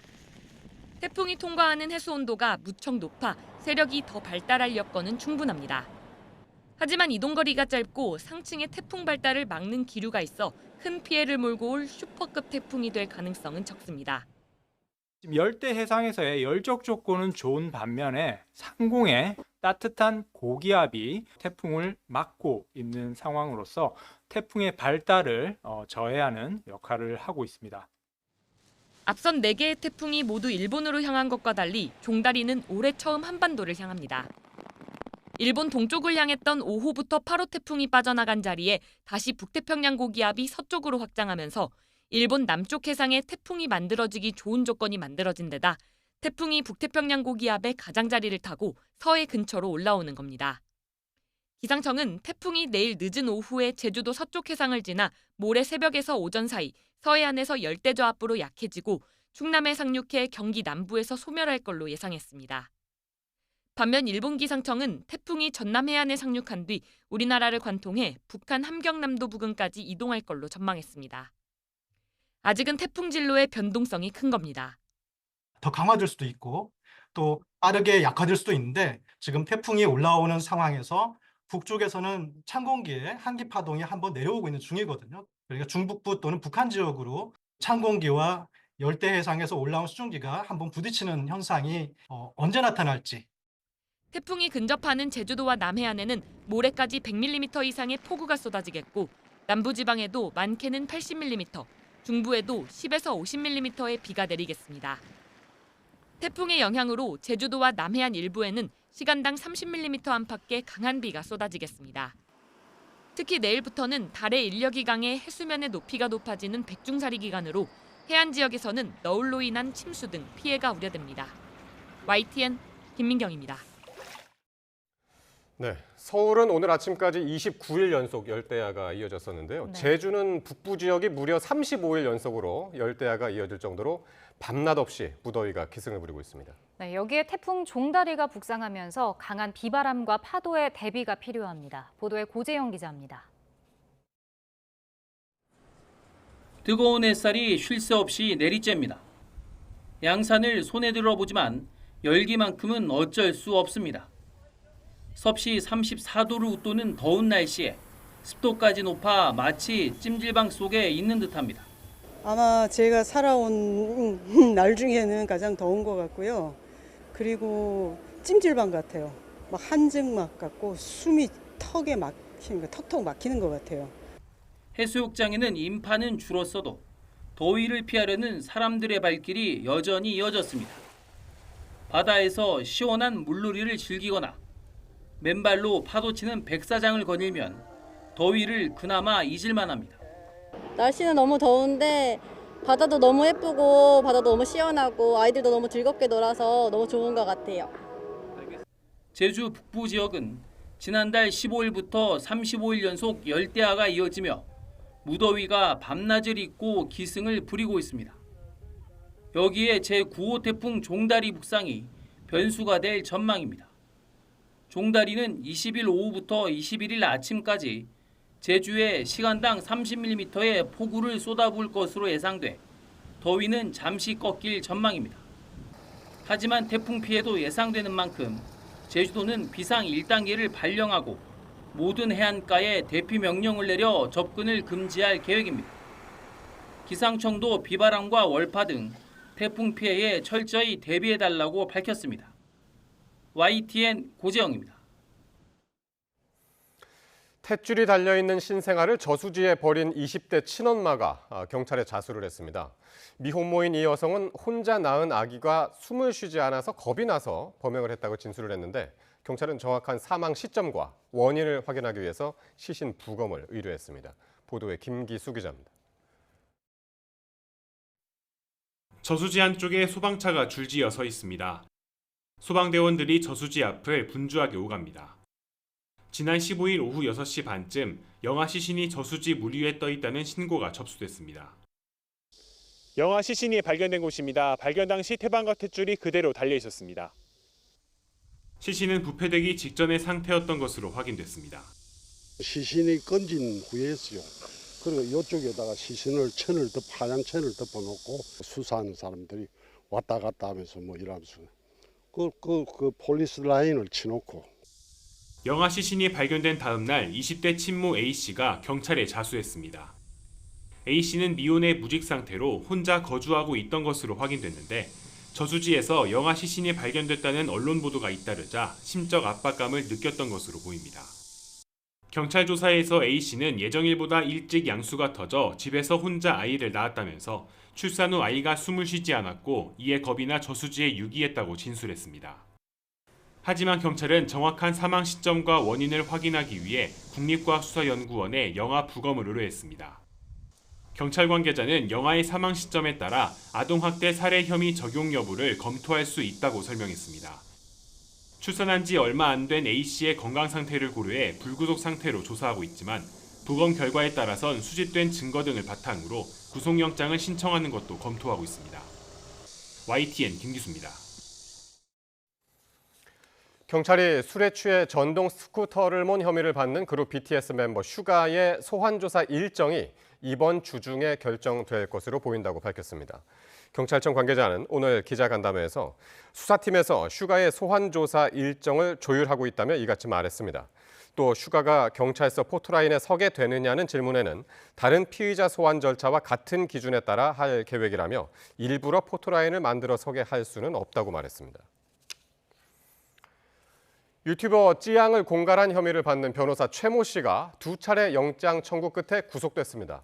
수원지방법원은 오늘 강요, 공갈 등 혐의를 받는 최 씨에 대해 소명된 혐의 사실이 중대하다며 구속영장을 발부했습니다.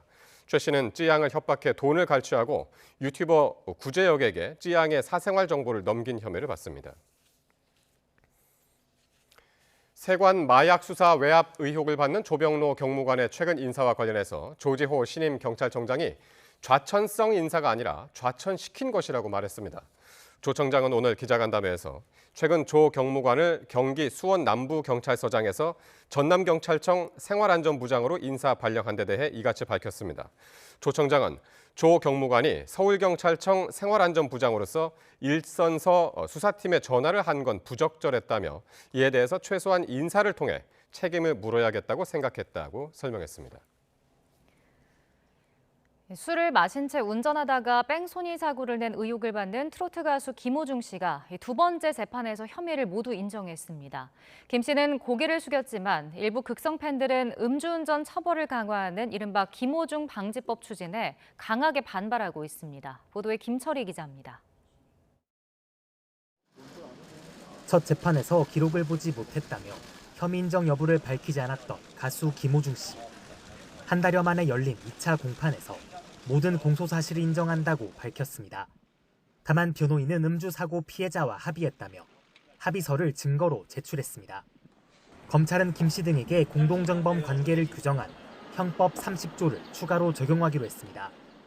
김 씨를 대신해 매니저가 자수하고 소속사 대표가 범행을 은폐하는 과정이 각각 이루어진 게 아니라 세 사람이 함께 모의하고 실행한 만큼 범죄 행위를 직접 실행한 정범으로 처벌하겠다는 취지입니다. 김 씨 자백으로 재판은 10분 만에 끝났지만 서초동은 김 씨를 응원하려는 팬들로 오전 내내 붐볐습니다. 재판 1시간 전부터 법정 앞에 줄지어 섰던 팬들은 정작 취재진 앞에서는 말을 아꼈습니다. 어차피 좋게 안 써주실 거니까 했습니다. 우리 김 씨 사고 이후 모방 범죄가 잇따르면서 음주 측정 직전 술을 마시는 술탁이나 운전자 바꿔치기 등을 방지하는 이른바 김호중 방지법도 국회에서 추진 중입니다.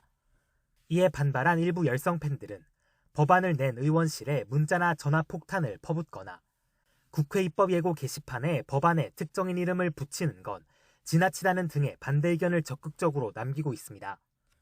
김 씨를 둘러싼 사회적 논란과 갈등은 현재 진행형인 건데 형사재판 1심은 다음 달 30일 종결 절차를 밟은 뒤 이르면 10월쯤 선고가 이뤄질 전망입니다.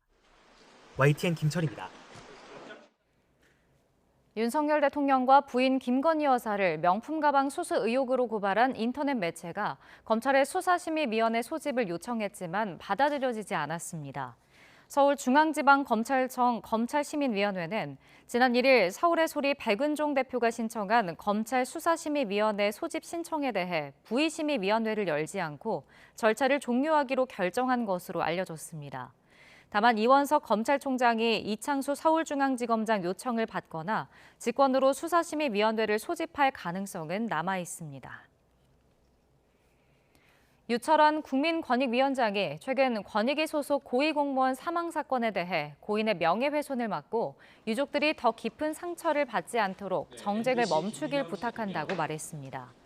유 위원장은 오늘 정부 서울청사에서 열린 정례브리핑에서 고인의 안타까운 죽음을 자신의 정치적 입지를 강화하는 수단으로 악용하는 건 고인과 유족뿐 아니라 국민 누구에게도 도움이 되지 않는다며 이같이 당부했습니다.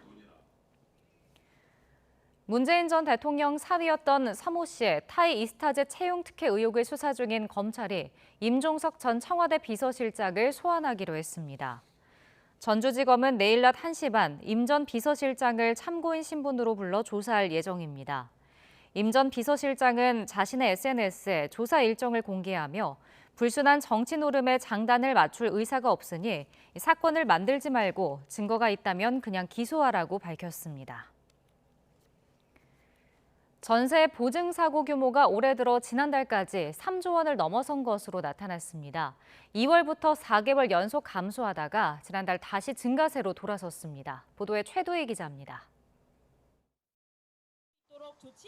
최근 전세 사기 피해자 단체가 사각지대 없는 전세 사기 특별법 개정이 필요하다면서 빠른 법 개정을 촉구한 가운데 중요한 것은 피해자 회복에 실질적인 도움이 될지, 사각지대는 없을지, 얼마나 빨리 시행할 수 있을지 세 가지입니다.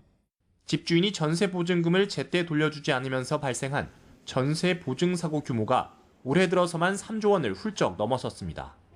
월별 보증 사고 액수를 살펴봤더니 올해 2월 6,489억 원을 정점으로 4개월 동안 꾸준히 감소하다가 지난달 다시 증가하는 추세를 보였습니다.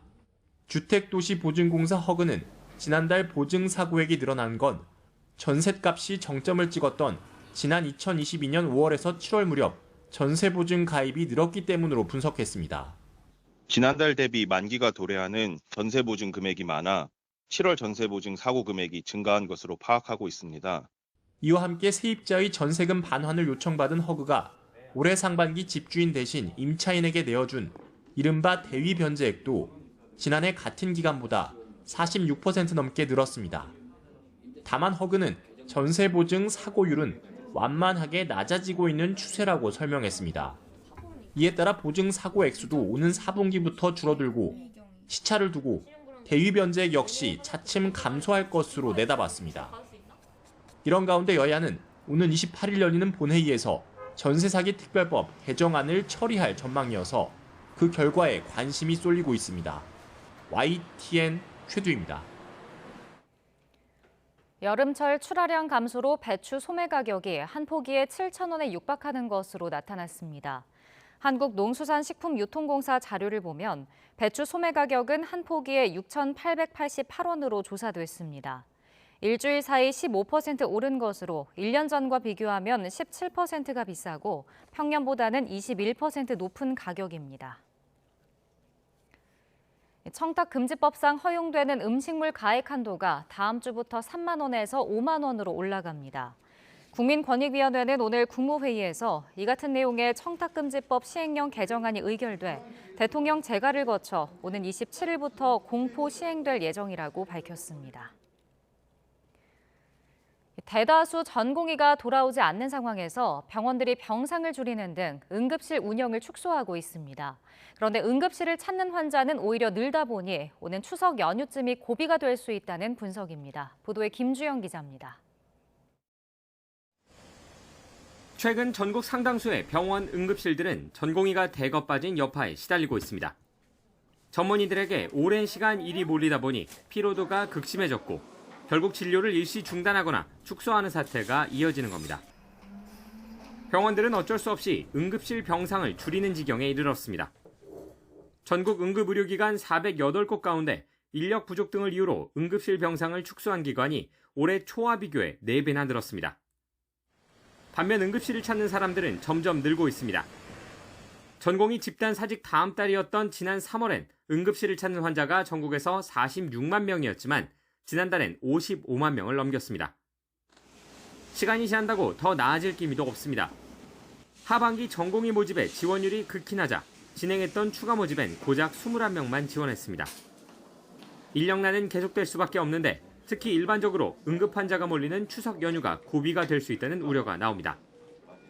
일단 정부는 응급실 인력을 확보하고 효율화하겠다며 큰 문제가 없을 거란 입장입니다. 아직 그 응급실의 이런 진료 상황이 크게 이제 부담이 크게 발생하는 상황은 아니라고 보고 있습니다만은 지속적으로 지자체와 관계 기관과 협력해서 응급실 진료 공백이 없도록 지속적으로 관리해 나갈 계획입니다. 하지만 남아있는 의료진의 과부하가 점점 심해지는 상황에서 의료 대란을 막을 현실적인 대책이 필요하다는 지적입니다. YTN 김주영입니다. 여야가 총선 이후 다시 한동훈, 이재명 대표 체제로 구축이 되면서 벌써 차기 대권 경쟁에 들어간 분위기도 감지됩니다. 한 대표는 왼쪽으로, 이 대표는 오른쪽으로 활동 반경을 넓히고 있다는 해석이 나옵니다. 정인용 기자입니다. 국민의힘 한동훈 대표는 민주당 이재명 대표가 당권 연임 첫 공식 일정을 시작한 날 격차 해소 특별위원회 신설을 꺼내들었습니다. 그동안 급속한 경제 성장을 이뤘지만 정작 격차를 줄이는 노력은 충분하지 않았다며 특위를 구성해 똑같은 비중으로 중시하겠다는 겁니다. 대한민국의 우상향은 개개 국민의 삶의 우상향과 동반될 경우 정말 의미를 가질 수 있습니다. 단편적인 정책 외에 다중격차를 해소하는 컨트롤 타워로서의 역할이 필요한 겁니다. 윤석열 정부 들어 저소득층 생계급여를 대폭 인상하고 얼마 전 전기료 지원 정책도 냈지만 이 정도론 부족하다며 근본적인 양극화 해소책을 내놓겠다는 구상입니다. 일률적인 현금 살포와는 다르다고도 언급해 이재명표 민생지원금법과 차별화하면서도 진보 진영이 중시해온 평등 가치로 외연 확장에 나섰다는 해석도 나옵니다. 다시 거대 야당의 지휘봉을 잡은 이재명 대표는 반대로 보수 진영의 핵심 의제인 성장을 거듭 강조하며 우클릭 행보를 이어갔습니다. 이 대표는 당대표 수락연설 초반부터 멈춰선 성장의 회복과 새로운 기회 창출을 화두로 내세웠습니다. 기후변화와 세계 경기 침체, AI 시대 전환 등 위기를 도전의 기회로 삼아 다시 뛰는 대한민국을 만들겠다는 겁니다. 지속 성장의 길을 찾아야 합니다. 한겨울에 밀짚 모자를 사는 것처럼 경기 침체기인 지금이 바로 국가가 투자할 때입니다. 특히 금융투자 소득세부터 종합부동산세, 상속세까지 어떤 의제도 자유롭게 다룰 수 있다며 진보 진영에서 예민한 세금 완화에도 열린 입장을 드러냈습니다. 여야의 유력 대권 후보인 한 대표와 이 대표 모두 중도층 잡기, 외연 확장에 나서면서 벌써부터 대권 경쟁이 시작된 게 아니냐는 관측입니다. 오로지 민생만을 외치며 여야 대표회담에 서로가 신속히 뜻을 모은 것도 일찌감치 차기 대권을 바라본 행보의 일환이라는 분석도 나옵니다. YTN 정인용입니다. 이재명 대표 2기 체제에 돌입한 더불어민주당이 첫 회의에서부터 여권을 향한 친일 공세로 포문을 열었습니다. 그런가 하면 국민의힘은 명비어천 같이 도불하며 이른바 일극 체제 비판으로 맞불을 놨습니다. 이준엽 기자입니다. 연임에 성공한 이재명 대표는 진성준 정책위의장과 김윤덕 사무총장을 그 자리에 유임시켰습니다. 전략기획위원장에는 직전 비서실장인 천준호 의원, 후임 비서실장엔 이해식 전 수석대변인을 앉히며 친명 체제를 구축했는데 다만 비명계로 분류되어 온 조승래 수석대변인 임명은 탕평 인사로 꼽힙니다. 당이 당무를 운영하고 집행함에 있어서 그만큼 훨씬 더 무게감을 가지고 총력을 다해서 어떤 일을 하겠다라는 그런. 이재명 2기는 대여투쟁과 민생을 양날개로 둘 사이 균형점을 잡으며 이른바 투트랙 전략으로 나서겠다는 방침입니다. 공식 활동 첫날 친일 공세로 정권을 정조준하는 동시에 에너지고속도로 등 경선 공약을 거듭 강조하며 국가 미래 과제를 위한 특위 구성을 제안한 게 대표적입니다. 대통령실에서 배려해야 될 것은 대일본 제국 천황이 아니라 대한민국 국민의 마음입니다.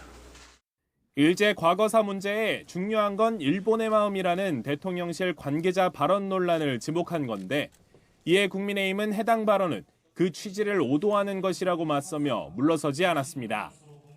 과거 논쟁을 벗어나 미래지향적 담론을 펼쳐나가자는 자신감 있는 한일 관계의 구축이 본뜻이었다고 반박한 겁니다. 제가 말 전체를 보지 못했습니다만 그게 뭐 일본의 입장이 훨씬 더 중요한 거다 이런 취지를 말하는 것은 아니지 않았을까 싶습니다. 중요한 건 대한민국 국민의 마음이죠. 여기에 국민의힘은 새롭게 들어선 친명 중심 민주당 지도부를 향해 이재명 1극 체제가 완성됐다며 역공을 펼쳤습니다. 이 대표 한마디에 김민석 후보는 1위로 올라서고 반명 발언을 한 정봉주 후보는 끝내 낙선하는 등 전당대회는 친명 마케팅 경연장에 불과했다고 깎아내렸습니다. 그건 등 막말을 쏟아내며 낯뜨거운 명비어천가를 힘차게 외친 후보들이 대거 당선되었습니다. 양당 모두 새 지도부의 진용이 꾸려지며 시작부터 팽팽한 신경전이 펼쳐지는 모습입니다. 입법 강행과 거부권으로 여야 대치가 반복되어 온 전국의 돌파구를 찾기 위한 주도권 싸움도 점차 치열해질 것으로 보입니다. YTN 이준엽입니다. 일본 사도광산을 다녀온 야당 의원들이 조선인 강제노역 관련 전시물은 사실 여부조차 확인이 어려운 나무도시락 한 점뿐이었다고 비판했습니다. 더불어민주당 이재강, 임미애, 조국혁신당의 김준형, 이혜민, 진보당 정혜경 의원은 지난 광복절부터 2박 3일 일정으로 일본 니가타현을 방문한 결과 이같이 확인했다고 주장했습니다. 방일 의원들은 일본 외교 당국과 만나려 했지만 성사되지 않아 주일 한국 대사에게 조선인 강제 동원 진실 적시와 강제 동원 전시 장소 이전, 노동자 명부 공개 등 3가지 요구를 전해달라고 요청했다고 밝혔습니다. 윤석열 대통령이 광복절 경축사에서 가짜뉴스 유포자들을 비판한 데 이어서 을지훈련 메시지에서도 북한의 가짜뉴스 공격에 대비할 것을 강조했습니다. 특히 반국가 세력의 국론 분열 움직임에 대응 역량을 키워야 한다고 말했습니다. 신윤정 기자가 보도합니다. 전쟁 등 국가 비상사태를 가정해 계획을 점검하는 한미 을지연습 첫날. 녹색 민방위복을 입고 국무회의를 주재한 윤석열 대통령은 전쟁 양상이 달라졌다며 북한의 가짜뉴스 유포 도발에 대응을 강화해야 한다고 밝혔습니다. 우리 사회의 반국가 세력이 압력하고 있고 북한이 이들을 통해 국론 분열을 꾀할 수 있을 거란 지적입니다. 반국가 세력들이 곳곳에서 암약하고 있습니다. 북한은 개전 초기부터 이들을 동원하여 폭력과 여론몰이 그리고 선전, 선동으로 국민적 혼란을 가중하고 윤 대통령은 이런 혼란을 차단하고 전 국민의 항전 의지를 높일 방안을 적극 강구하라고 말했습니다. 국무회의에 앞서 열린 을지 국가안전보장회의에서는 북한의 어떤 도발에도 대응할 수 있는 역량을 갖추라고 지시했습니다. 윤 대통령은 앞서 광복절 경축사에서도 가짜뉴스를 유통하는 사이비 지식인들을 반자유, 반통일 세력이라고 강하게 비판했습니다.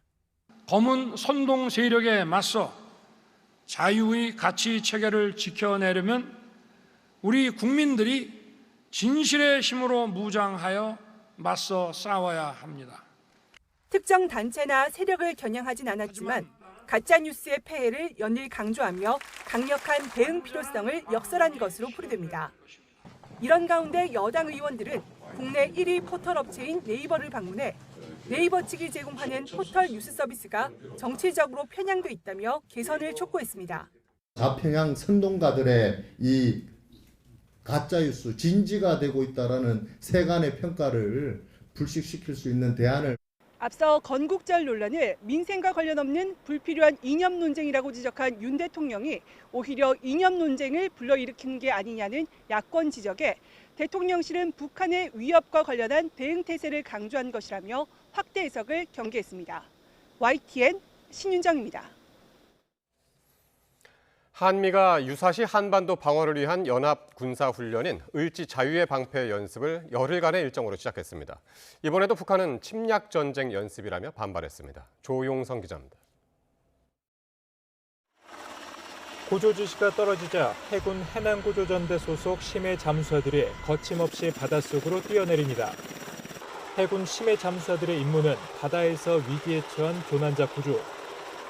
파도와 물보라를 뚫고 물속을 수색하던 잠수하들은 조난자를 발견한 뒤 구조용 인양장치 호이스트로 끌어올리며 안전하게 구조 임무를 완수합니다.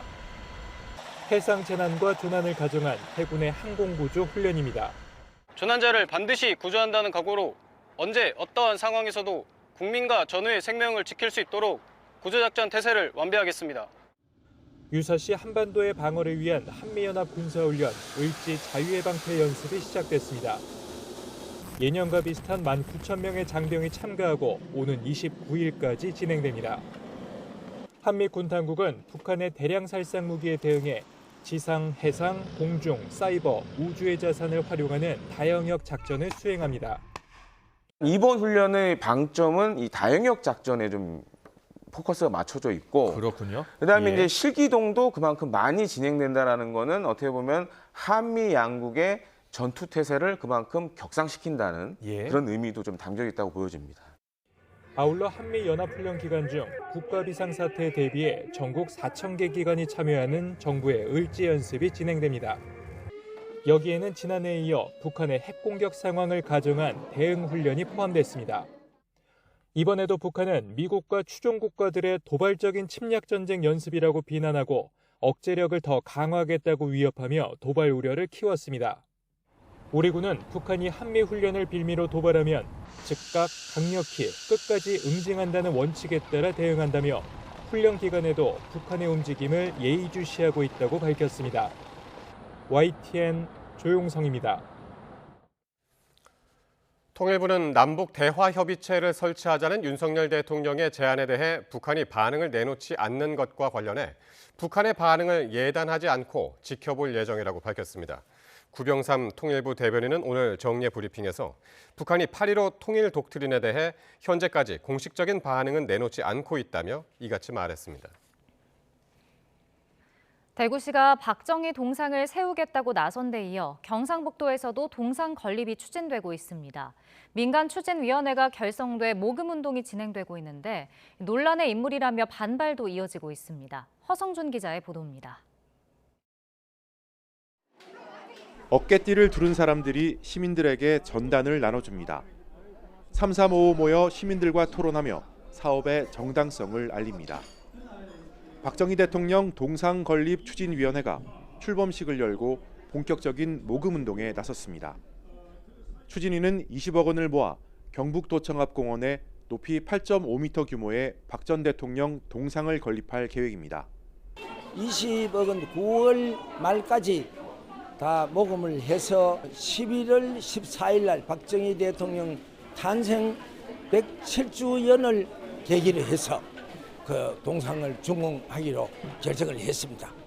경상북도는 시민 성금이 모이는 대로 지구 단위 개발 허가를 받아 건립 부지를 제공할 계획입니다. 전남도청 앞에도 김대중 전 대통령의 동상이 세워져 있는 만큼 민간 차원의 동상 건립에는 문제가 없을 것으로 보고 있습니다. 앞서 대구시가 동대구역 앞을 박정희 광장으로 이름 짓고 5m 높이의 표지판을 설치했습니다. 홍준표 대구시장은 박 전 대통령의 산업화 정신을 되새겨야 한다며 연말까지 이곳에 동상을 설치하겠다고 거듭 밝혔습니다. 역사의 인물에 대한 공과는 언제나 있는 법입니다. 과만들 주지 말고 공도 우리가 기념을 해야 할 부분은 해야 된다는. 하지만 반발도 만만치 않습니다. 야권과 시민단체는 논란의 인물에 대해 제대로 된 의견 수렴 절차 없이 일방적으로 추진되고 있다고 주장합니다. 더불어민주당이 동대구역 앞 박정희 표지판이 무단 설치됐다며 고발하는 등 관련 사업을 두고 논란과 대립은 계속 이어질 것으로 보입니다. YTN 허성준입니다. 이진숙 방송통신위원장에 대한 헌법재판소의 탄핵 심판 절차가 다음 달 시작됩니다. 헌재는 오늘 탄핵 심판 첫 변론 준비 기일을 다음 달 3일 오후 2시에 열겠다고 피청구인인 이 위원장 측과 청구인인 국회 측에 통지했습니다. 법원이 방송통신위원회가 임명한 MBC 대주주 방송문화진흥회 새 이사들의 임명 효력을 정지할지에 대한 결론을 오는 26일 전에 내립니다. 서울행정법원은 오늘 박문진 권태선 이사장과 김기중 박선아 이사가 박문진 새 이사 임명을 정지해달라며 낸 집행정지 신청 첫 신문기일을 비공개로 열었습니다. 박문진 이사 공모에 지원했던 조능희 전 MBC 플러스 대표이사 사장 등 3명이 낸 같은 취지의 집행정지 사건 신문도 행정법원에서 진행됐습니다. 검찰이 2017년 일어난 포항 지진의 책임을 물어 7년 만에 지열발전 관계자 등 5명을 재판에 넘겼습니다. 규모 5.4 지진이 발생하기 7개월 전에 지진이 일어났는데도 관리와 분석을 제대로 하지 않았다고 판단했습니다. 보도에 이윤재 기자입니다. 2017년 11월 15일 포항은 물론이고 전국을 뒤흔든 규모 5.4의 지진과 이듬해 2월 발생한 규모 4.6의 여진. 정부 조사연구단은 포항 지진이 자연적으로 발생한 게 아니라고 판단했습니다. 지난 2010년 말 시작된 지열발전 연구 과정에서 땅속에 물을 주입하면서 생긴 자극이 일으킨 촉발 지진이라는 겁니다. 시초 과정에서 이소 노출이 크게 발생했습니다. 그때부터 지진 발생 기록과 이니 지열 발전 실정 연구 과정에서 행했던 수리 자극, 이소 노출이 시점적으로 정확하게 일치하고 정부 조사단 발표 이후 책임을 묻는 고소 고발이 잇따랐고 검찰 수사가 본격화했습니다. 수사 5년 만에 검찰은 지열 발전 컨소시엄 주관업체 대표와 이사, 또 정부 출연 연구기관 연구원 등 5명을 업무상 과실치사상 혐의로 재판에 넘겼습니다.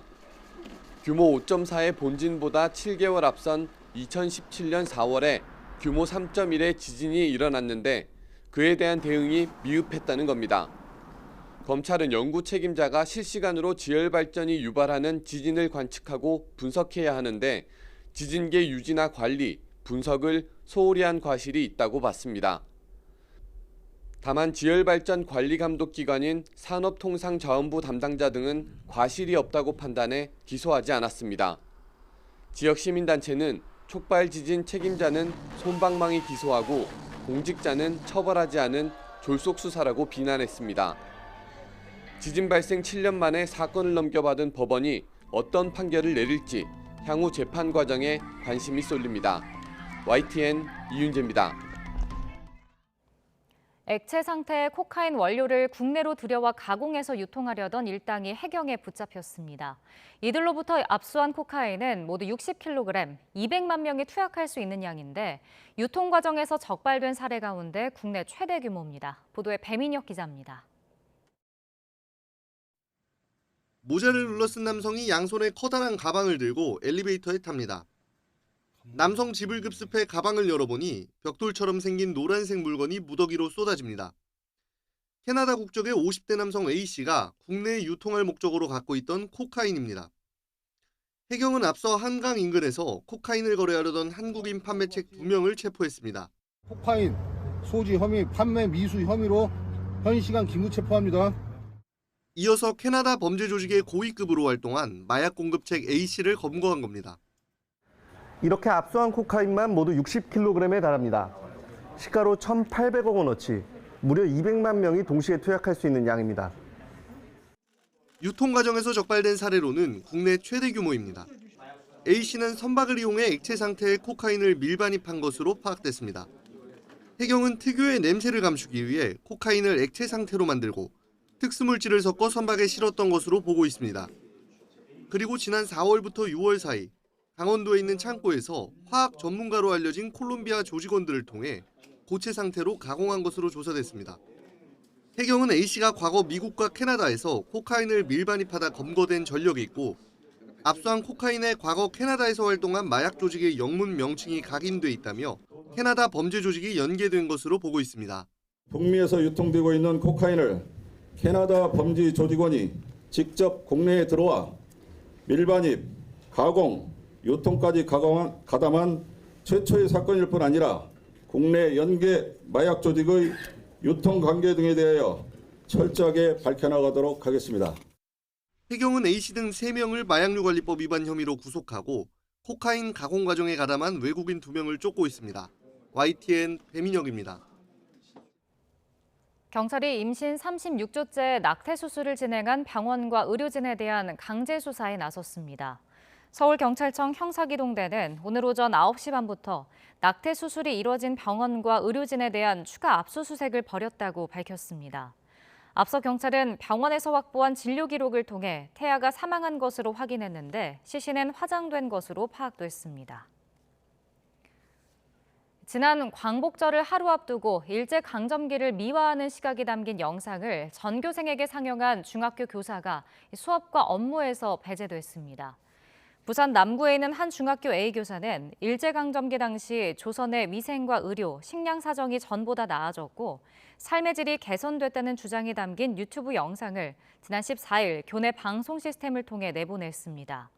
이를 두고 논란이 일자 해당 학교는 영상을 사전에 확인하지 못해 벌어진 일이라며 사과했고 부산시 교육청도 진상조사를 벌이고 있습니다. 인천 청라 아파트 전기차 화재 원인 파악을 위한 세 번째 합동감식이 진행됐습니다. 경찰은 불이 난 벤츠 전기차에 장착된 중국산 배터리 팩을 분해해 발화 지점을 찾는 데 주력하고 있습니다. 보도에 임혜진 기자입니다. 보호복을 입은 감식 반원들이 컨테이너 안에서 분주하게 움직입니다. 새까맣게 탄 기계 장치에서 젤을 쓸어내리자 중국산 배터리 팩의 형체가 점차 드러납니다. 지난 1일 발생한 인천 청라 아파트 전기차 화재 원인을 규명하기 위해 3차 합동 감식이 진행됐습니다. 이번 감식에서는 불이 난 전기차로부터 떼어낸 배터리 팩을 분해하는 작업이 이뤄졌습니다. 경찰은 국과수의 배터리 관리 장치 BMU에 대한 정밀 감정을 의뢰한 데 이어 셀과 모듈도 살펴본 뒤 감정을 맡기기로 했습니다.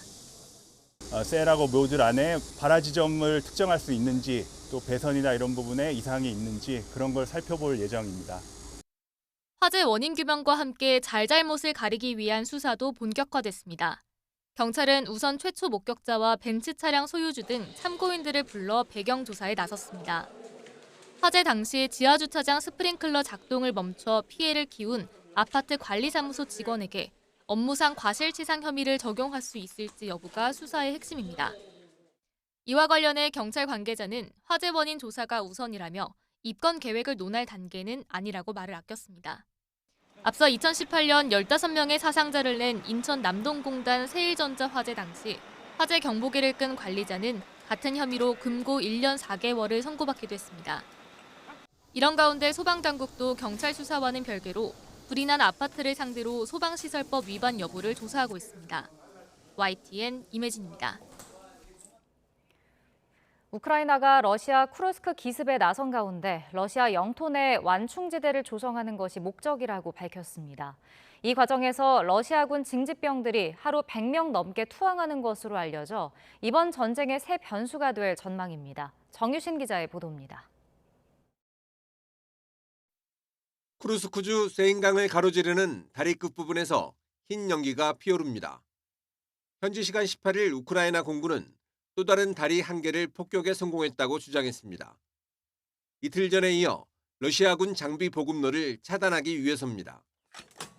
반면 러시아군은 쿠르스크 지역에서 탱커와 드론 등 우크라이나 공격을 차단했다고 맞섰습니다. 지난 하루 동안 우크라이나가 300여 명의 병력을 잃었고 지금까지 사망자가 3,400여 명에 이른다고 주장했습니다. 러시아 본토 쿠르스크를 둘러싸고 2주째 공방이 이어지는 가운데 젤렌스키 대통령은 완충지대를 만드는 것이 목적이라고 말했습니다. 우크라이나가 쿠르스크 공격 목적을 구체적으로 밝힌 것은 이번이 처음입니다. І проводити максимум контрударної роботи. Зокрема, це й створення буферної зони на території агресора, наша операція в Курській області. 이런 가운데 우크라이나군은 러시아 포로 영상과 수용소를 잇따라 언론에 공개하고 있습니다. 쿠르스크 공격 이후 하루 100명 넘는 러시아 징집병이 투항하고 있고 현재까지 2,000명에 달한다고 외신들은 전했습니다.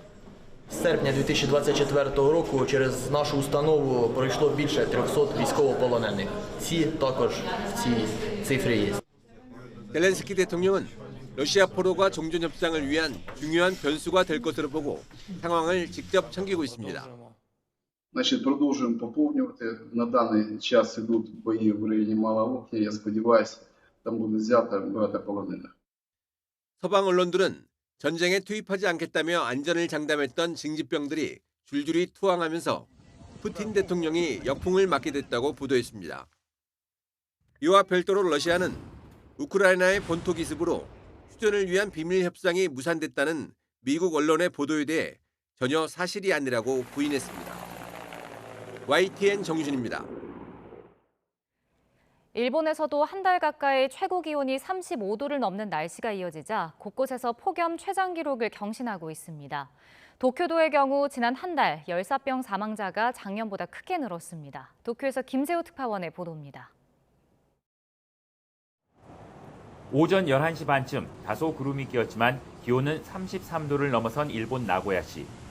연신 흐르는 땀을 닦고 양산을 쓰고 다녀도 무더위를 피하기가 쉽지 않습니다. 暑いです。もうちょっと外には出れないぐらい暑い。 나고야시는 최고 기온이 35도 이상인 날이 25일 동안 이어져 역대 최장 폭염 기록을 경신했습니다. 효고현 아와지시와 후쿠오카현 다자이후시도 최고 기온이 35도 이상인 날이 30일 동안 계속되면서 전국 최장 기록을 넘어섰습니다. 이 같은 더위는 노약자들의 건강을 크게 위협하고 있습니다. 지난 한 달 전국에서 열사병으로 병원에 후송된 사람은 매주 10,000명에 달했습니다. 도쿄 23구의 경우 7월 한 달 동안 열사병으로 123명이 숨졌는데 지난해 같은 달보다 22% 늘어난 수치입니다. 특히 무더위에 제대로 반응하기 어려운 노인들의 경우 집에서 생활하다 쓰러지는 사례가 대부분인 것으로 파악됐습니다. 帰ってきたらもう父親がもう気持ち悪いということで緊急搬送をしたんですけども、もう要するに脱水症状だということでお医者さんに言われまして。 또 최근 잇따른 태풍의 영향으로 습도가 높아져 땀이 잘 마르지 않아 몸에 열이 그대로 남는 경우가 많습니다. 이 때문에 햇볕이 강하지 않더라도 열사병 위험은 여전히 많다고 전문가들은 경고합니다. 도쿄에서 YTN 김세호입니다. 유엔이 지난해 역대 가장 많은 280명의 국제구호 요원이 살해됐다고 현지 시각 19일 발표했습니다. 조이스 음수야 유엔 인도주의 업무조정 사무국장 대행은 세계 인도주의의 날을 맞아 내놓은 성명에서 인도적 구호 요원에 대한 용납할 수 없는 수준의 폭력이 일상화되고 있다면서 이같이 밝혔습니다. 유엔에 따르면 지난해 33개국에서 구호단체 종사자 280명이 주로 분쟁 지역에서 희생된 것으로 파악됐습니다. 이스라엘 텔아비브 거리에서 행인의 배낭 속 폭발물이 터져 1명이 숨지고 1명이 다쳤다고 이스라엘 현지 언론들이 보도했습니다. 팔레스타인 무장정파 하마스는 이번 사건의 배후를 자처했습니다. 이스라엘 군 경찰은 현지 시각 19일 저녁 8시쯤 텔아비브 남쪽의 한 거리에서 50대 남성이 맨 배낭이 폭발해 이 남성이 그 자리에서 사망했다고 밝혔습니다.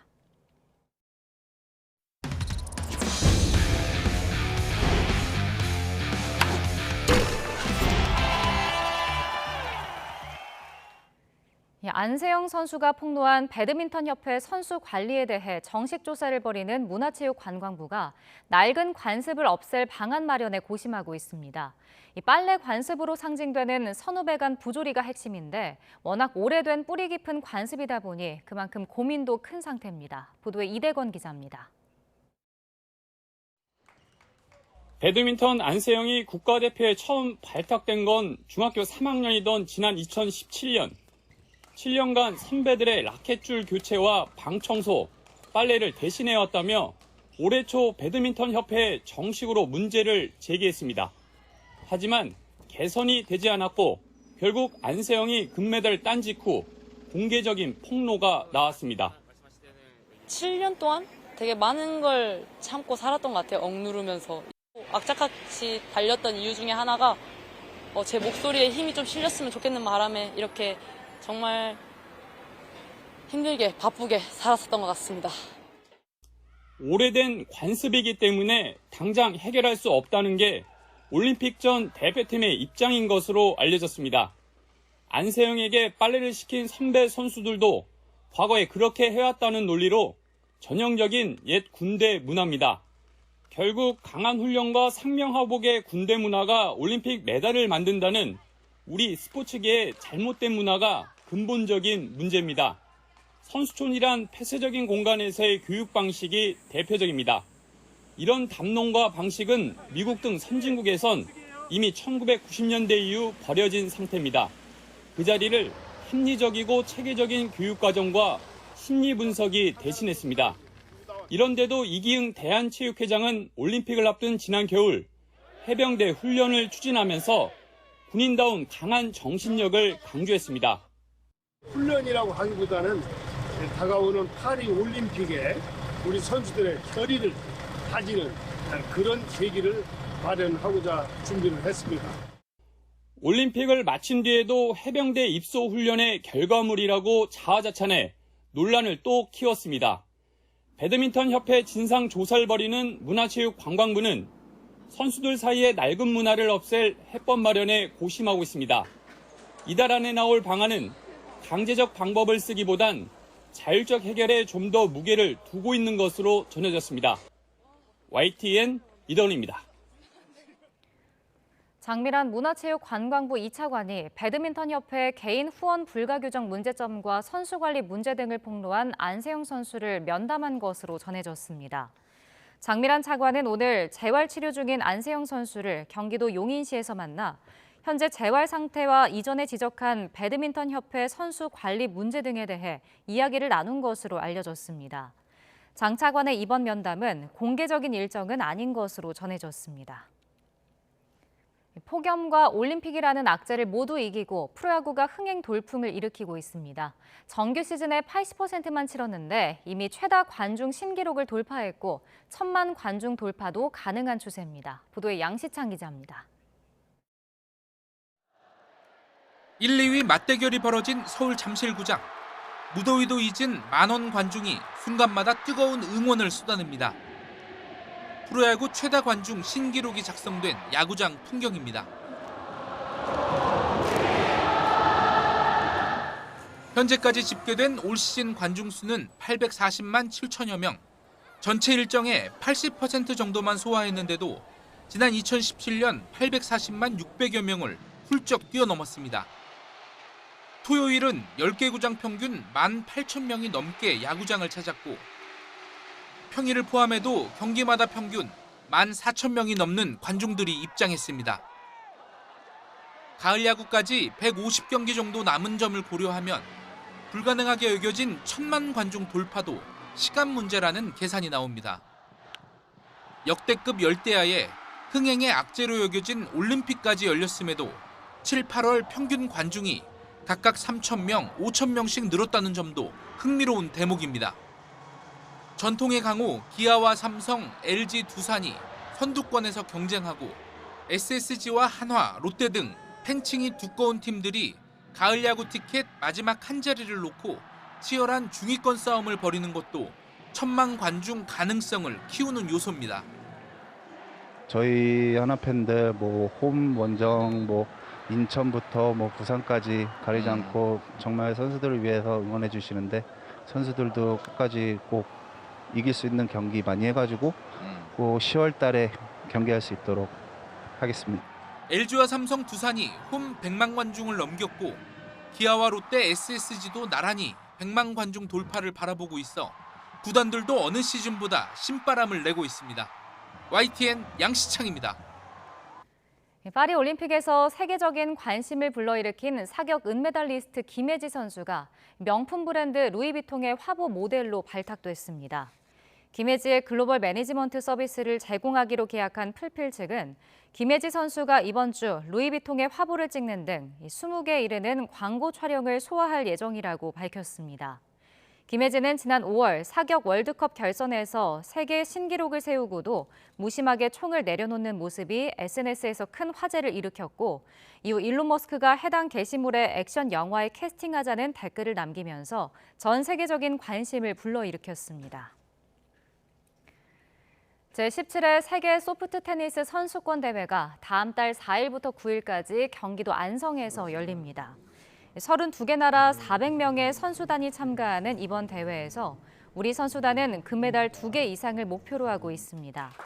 4년 주기로 열리는 세계 선수권은 2011년 경북 문경대회 이후 13년 만에 다시 우리나라에서 열립니다.